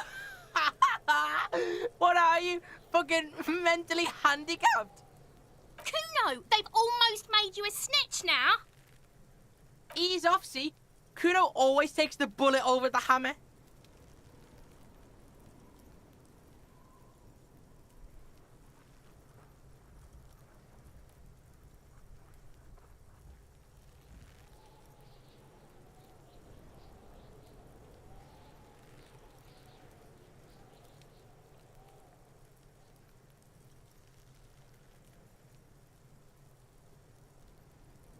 Right, pig. This is where Kuno plays with his little wooden choo-choo. Fuck do you want with it?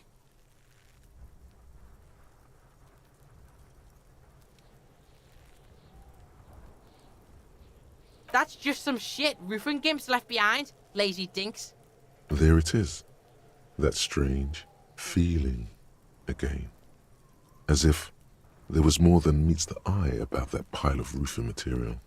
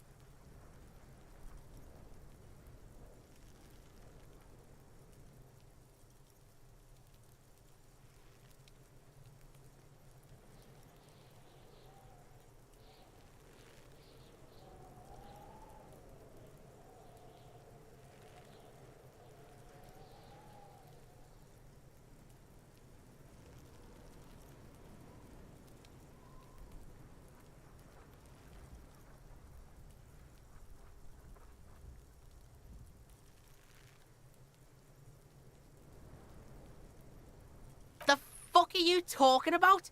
Kuno doesn't know what handed gimps they wear.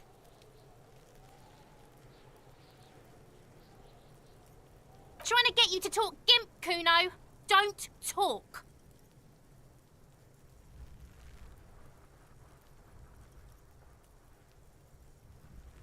The fucking well! The fuck are you talking about? Ask me a normal question, pig! They're trying to make you feel stupid, Kuno. You glance again at the roofing material in front of the shack. Yes, you should go back there.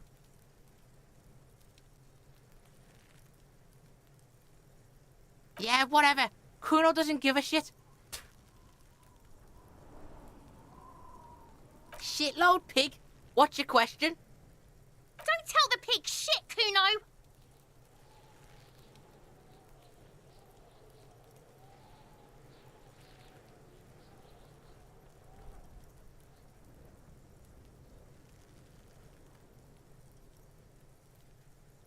Pig's choking. He's totally choking.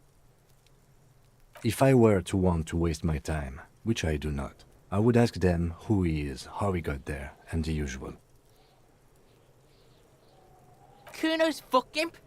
Kuno uses the fuck gimp for target practice.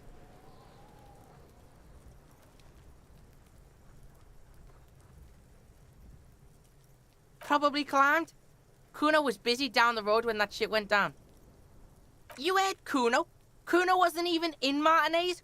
Kuno wasn't in Revachol. Kuno wasn't regional. I don't know. Some fucking... Mesk or I don't know. Some other place. Night City. Kuno was in fucking Night City.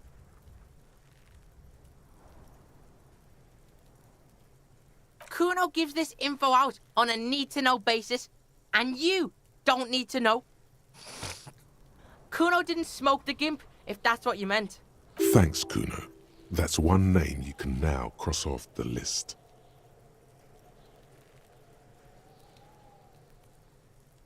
Just a couple of pigs sniffing around in the dirt. That seems pretty fucking suspicious to Kuno. Yeah, you tell the faggoty, Kuno. Probably climbed. You heard, I don't know, Mesk or yeah. Kuno didn't smoke him, if that's what you mean. Thanks, Kuno. That's one name you can now... You're testing Kuno's patience here. Get lost,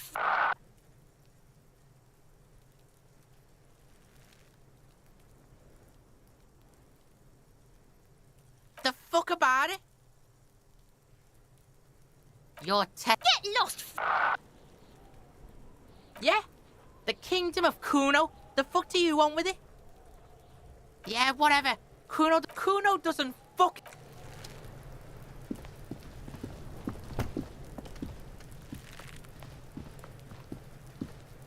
Kuno, the pig's getting pretty close to me. Come to snuff my shit out, I think. Looks like it's time for me to go, Kuno. Pig's come to take me in. I'm going away for a long, long time, Kuno. Going away for life. What's going on there? Fuck are you trying to pull, pig?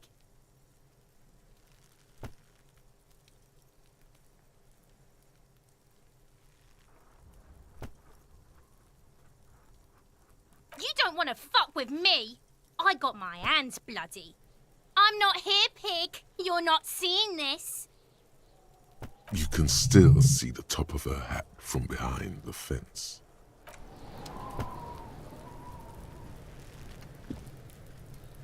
I'll die before I squeal, pig. I come from the woods, Guttavitu. You don't want to go there with me. You don't want to see what I've seen. Don't be traumatizing her. Get the fuck out of here. I'll die before I squeal. What's this kid shit? Fucking mind games. I'd rather die than squeal. Get the fuck out of her face. I'll die before I squeal. Murder was the case they gave me.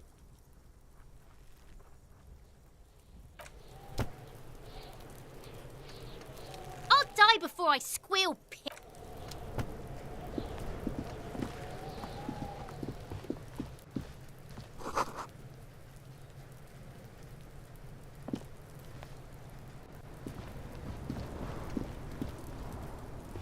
This trash container is locked.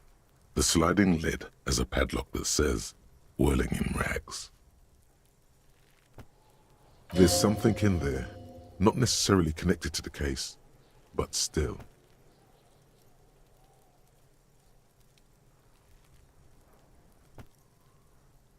The body is downwind from here. Maybe you prefer the smell of garbage to the smell of death.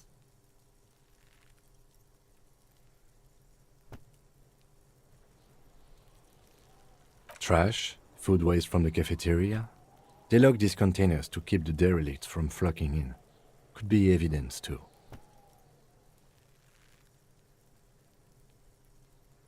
What do you mean, feel?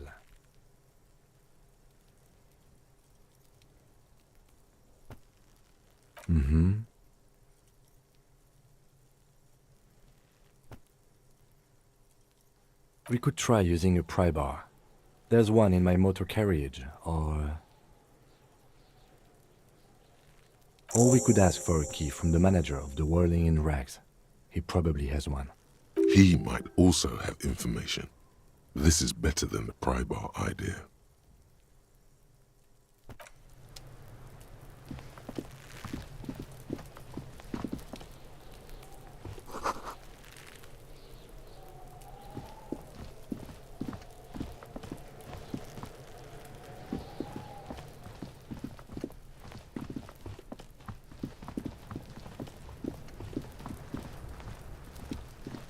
There are several footprints in the mud, left by work boots.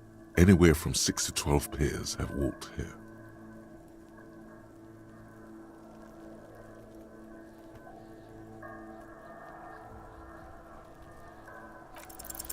Maybe more than 12. No, 8 pairs of boots have shuffled back and forth in the mud.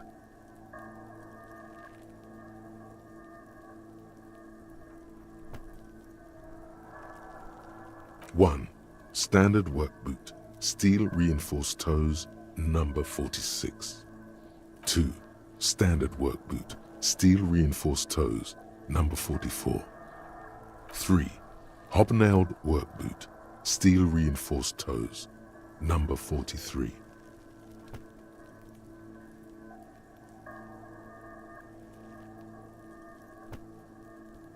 4, standard work boot, number 45 or 46? You don't know. It's a miracle you can tell the prints apart as it is. The cold must have preserved them. 5, another standard work boot, steel reinforced toes, number 44. 6, an aberration, light as air, even pace, same make of boot, but number 41.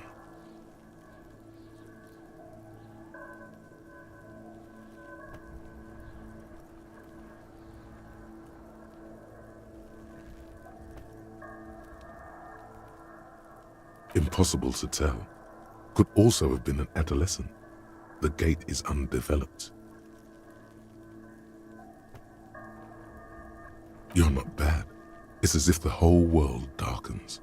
Everything else has a thin film of unimportance on it, and the tracks burn in the middle of it, in a strange, beautiful way.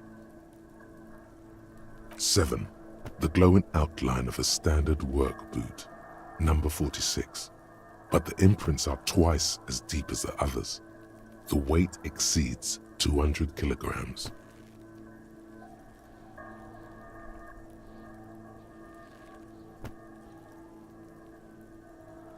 8, and yet another standard work boot, number 44. There's an aberration in the pattern of the sole, however. The right sole is smoother, more worn.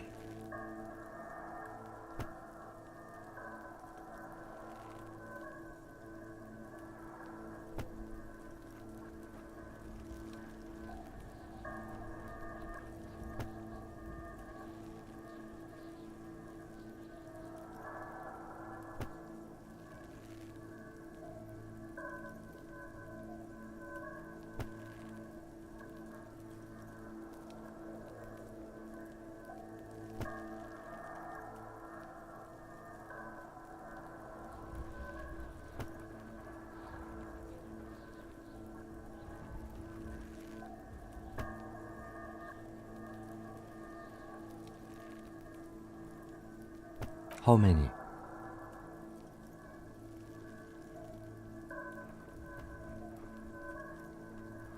I was pretty off then. I counted 20.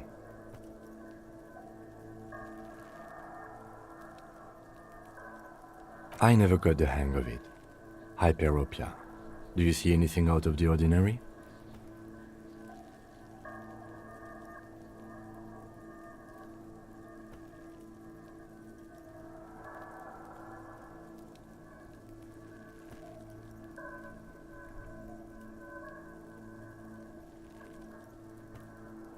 $200? Could it be the combined weight of two people, one carrying the other who's tied up? Let's say a heavily built worker carrying a similarly built, soon-to-be-dead man. He might be right. 200 kilograms of living weight is unlikely.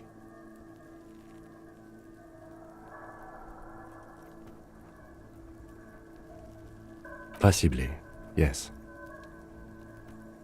But why?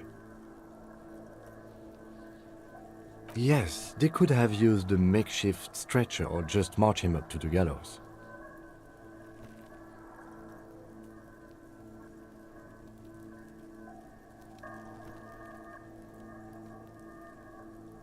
Even easier to carry on a stretcher, or between two men. Anyway, it's for future consideration. What else can you see? A woman? Or a kid?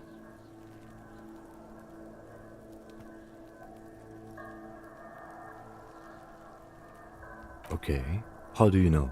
He knows it's hard to discern sex from a person's gait.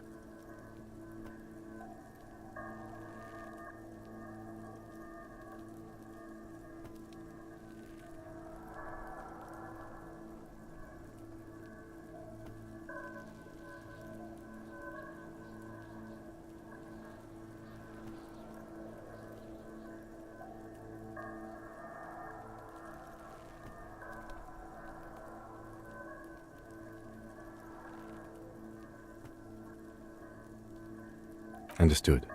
Anything else? 200? He might be right. 200 kilograms. Possibly. But why? Yes, they could have used a makeshift stretcher or just march him up to the gallows. You have a point there. Anyway, it's something to consider. What else can you see? Interesting.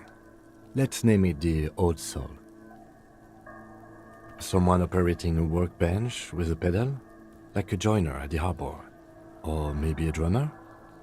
He regrets it the moment he says it.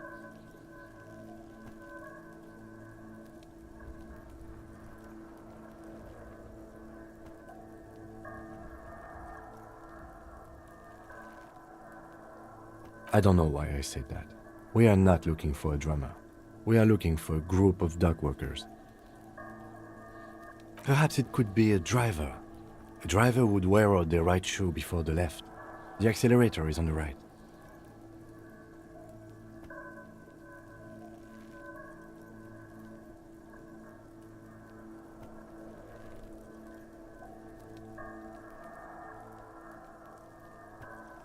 He doesn't seem to hear you, looking south toward the traffic jam instead. The machines are silent. The engines are all turned off. We should keep our eyes open around the traffic jam. See whether anyone strikes out as a potential suspect. Seems prudent, no?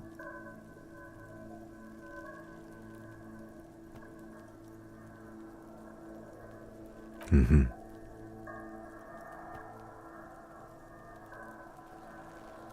A week, maybe? 7 days would fit the time frame provided to us by the caller, who reported the hanging. It is not impossible. I pulled last week's forecast for coastal Havashol. 7 days below freezing. The day before, the day of his hanging, was the last warm day.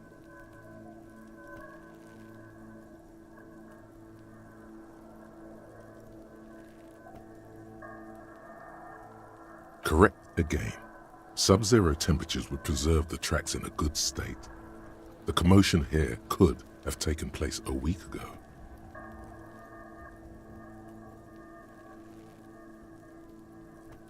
What do I think? A mob of people brought something heavy to the tree. One of them was carrying the victim. They shuffled around, especially under the tree.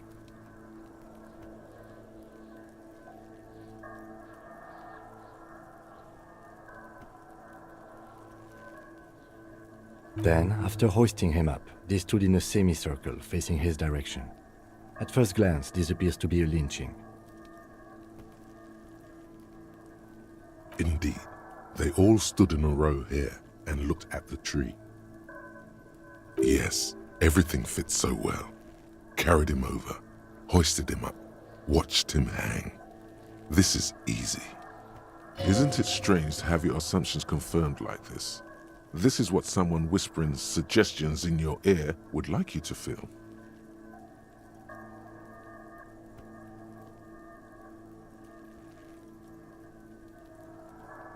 The lieutenant's eyes narrow. He's thinking to himself. In doubt, perhaps. It would be unprofessional of him to be sure of himself at such an early stage of the investigation. Either way. What else?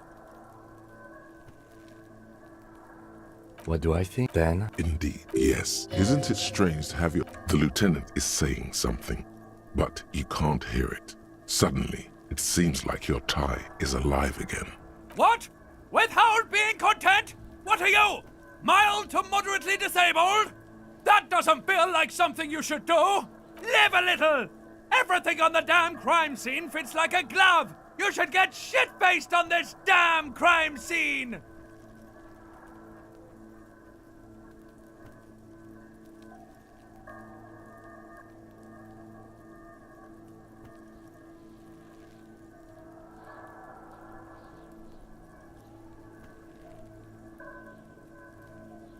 Shut up, fuck midget! I have no idea what's going on here, but you should not do anything that the horrific necktie tells you to do. Detective?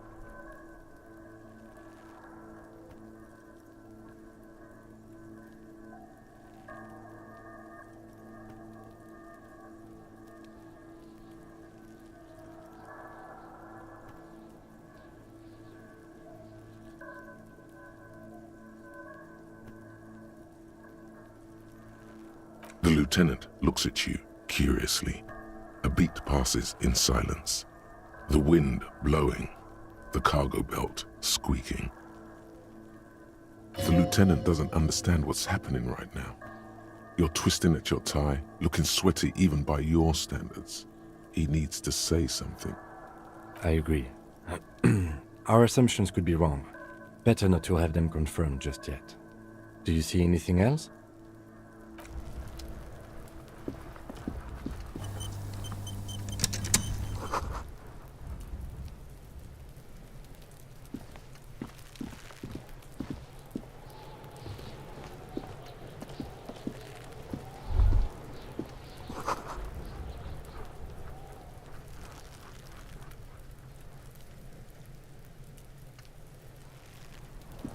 The corpse looks at you with bulging white eyes.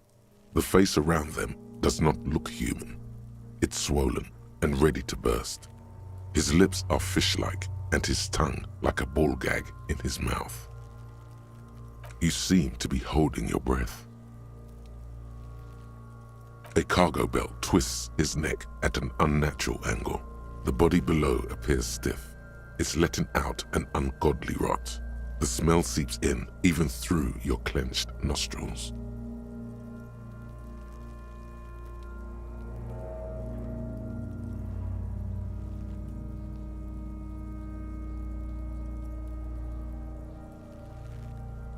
Active decay.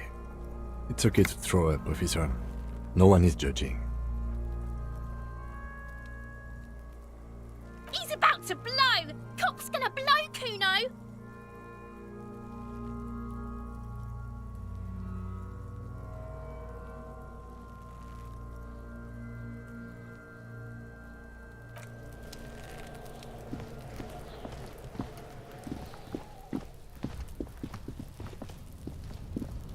An inconspicuous pile of the roofing material, Eternite.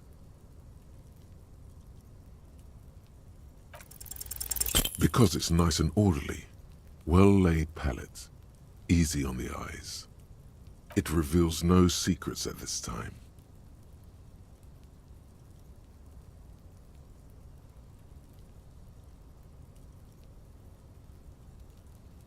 It's nothing. Someone just left some roofing material slanted again.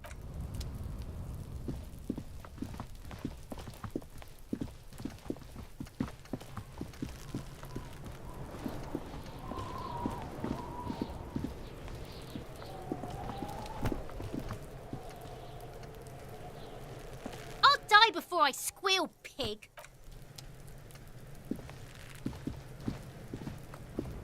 Fuck does Kuno care?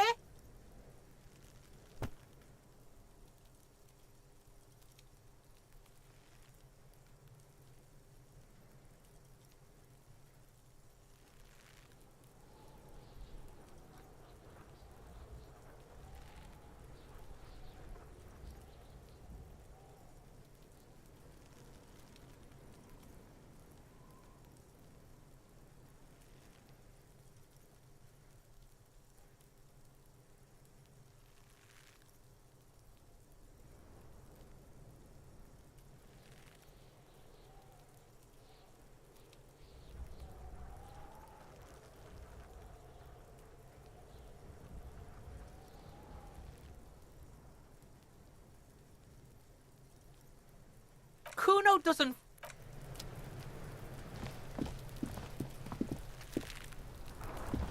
There he still is, looking right through you with his white eyes. The body below is entirely dedicated to that corpse smell. Emitting it is all it does now. Active decay. He's about to blow! Cop's gonna blow, Kuno!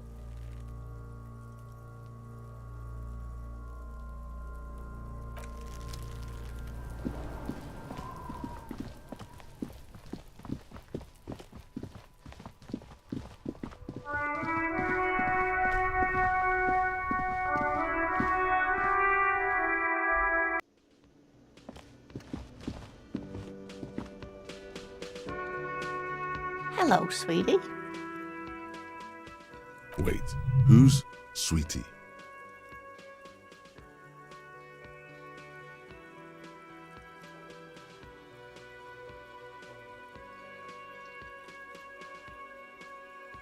Why, you are, officer.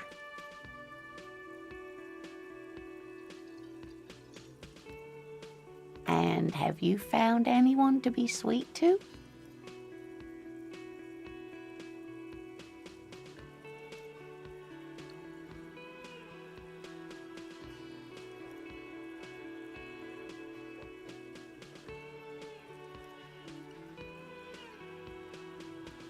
You rascal. I'm too old for you, and too married besides.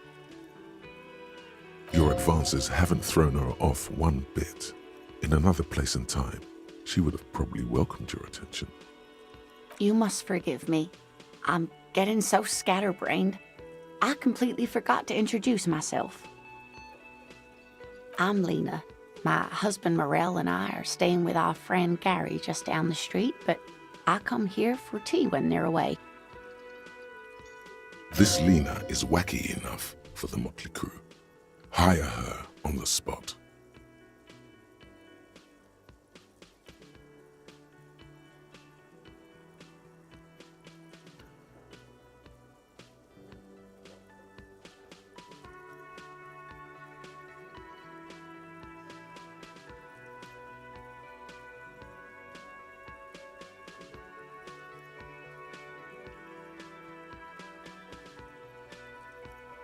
Yes, dear. I'm a paraplegic. A paraplegic is someone with limited or no ability to use the lower half of their body. Paraplegia is caused by spinal cord injuries like falling from a great height or a grenade explosion.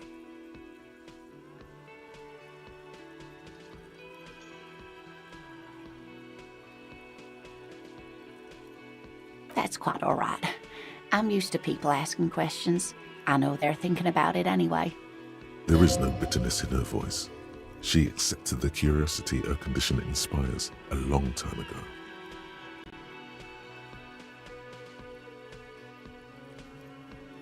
Whatever do you mean?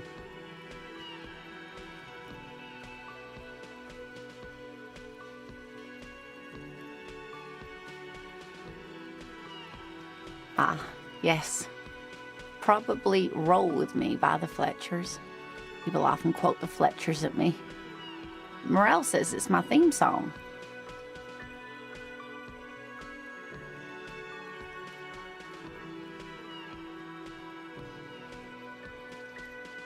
Of course, dear. Good luck with your case.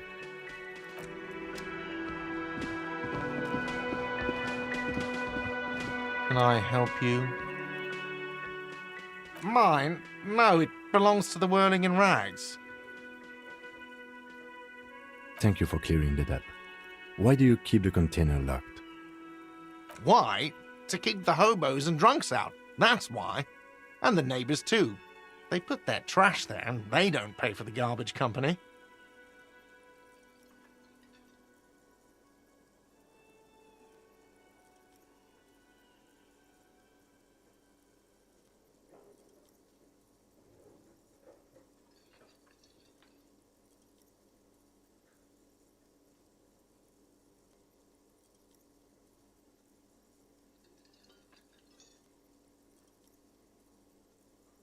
I thought as much. And are you the only party with access to the trash container? Well, yes. Us and the garbage disposal company. It seems a little callous, doesn't it? Something stirs in you. Prod at him and find out.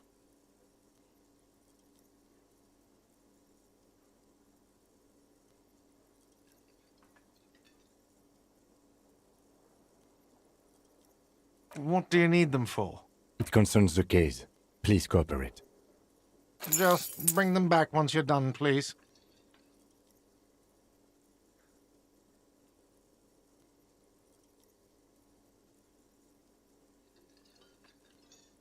What thing?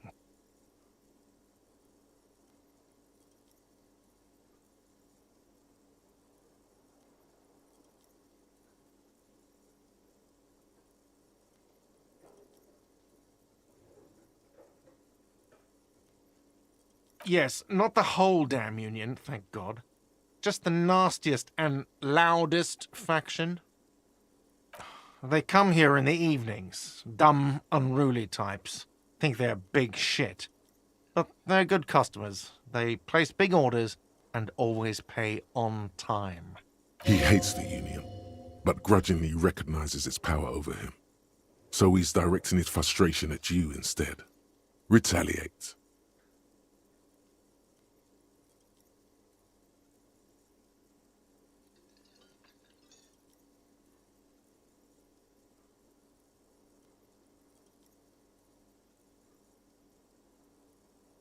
We should find out who this Lord faction is, occupying the booth.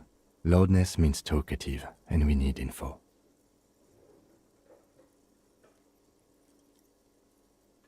We don't. We have to wait. They'll show up sooner or later. Men get hungry, even striking men. If not today, then they'll be here tomorrow. There are these things called days. You sleep between them. He's saying they'll come after you've slept. Just making clear you got that.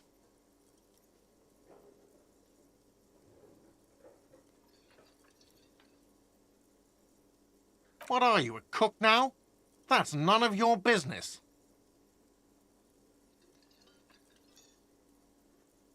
He wasn't pan-fried, he was lynched. What could the kitchen possibly have to do with... Fine, okay. The kitchen is closed until 1 p.m. because the cook is working. You can snoop around after that, if you must. What?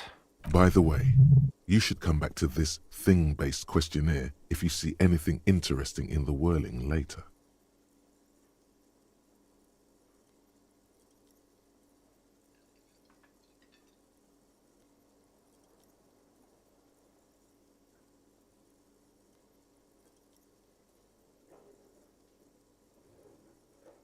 Absolutely out of the question. You wait and see, cafeteria manager. Absolutely in the question.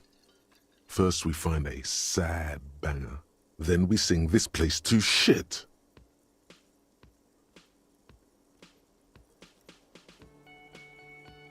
Yes, have you got it? Like what?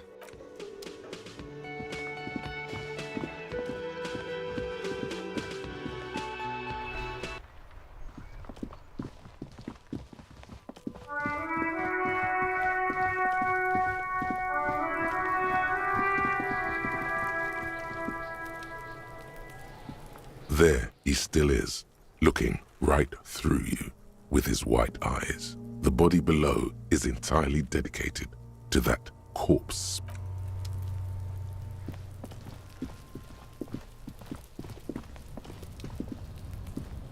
An inconspicuous pile of the roofing material.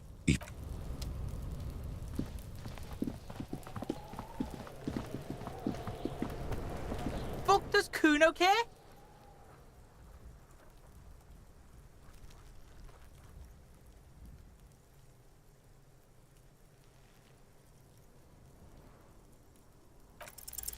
What's going on? Is an ungovernable youth on your crime scene, throwing around incendiary language, trying to push your buttons. Like you don't have enough on your plate. You feel a sudden surge of self-pity coming on.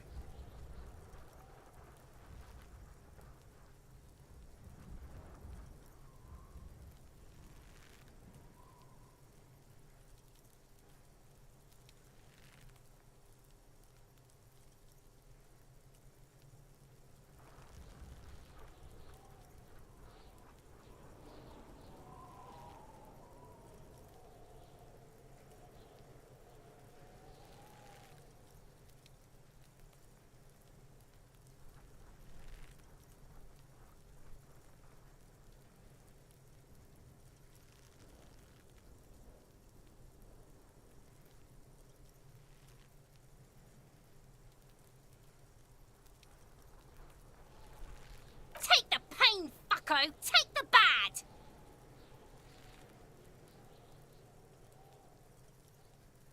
Smelling weakness. She loves it. You heard that, see? Porker wants to talk about how he can't hack this shit. Porker wants to move in with Kuno. Don't let him move in with us, Kuno! You have no idea what to say now. You're just going to have to try to change the subject.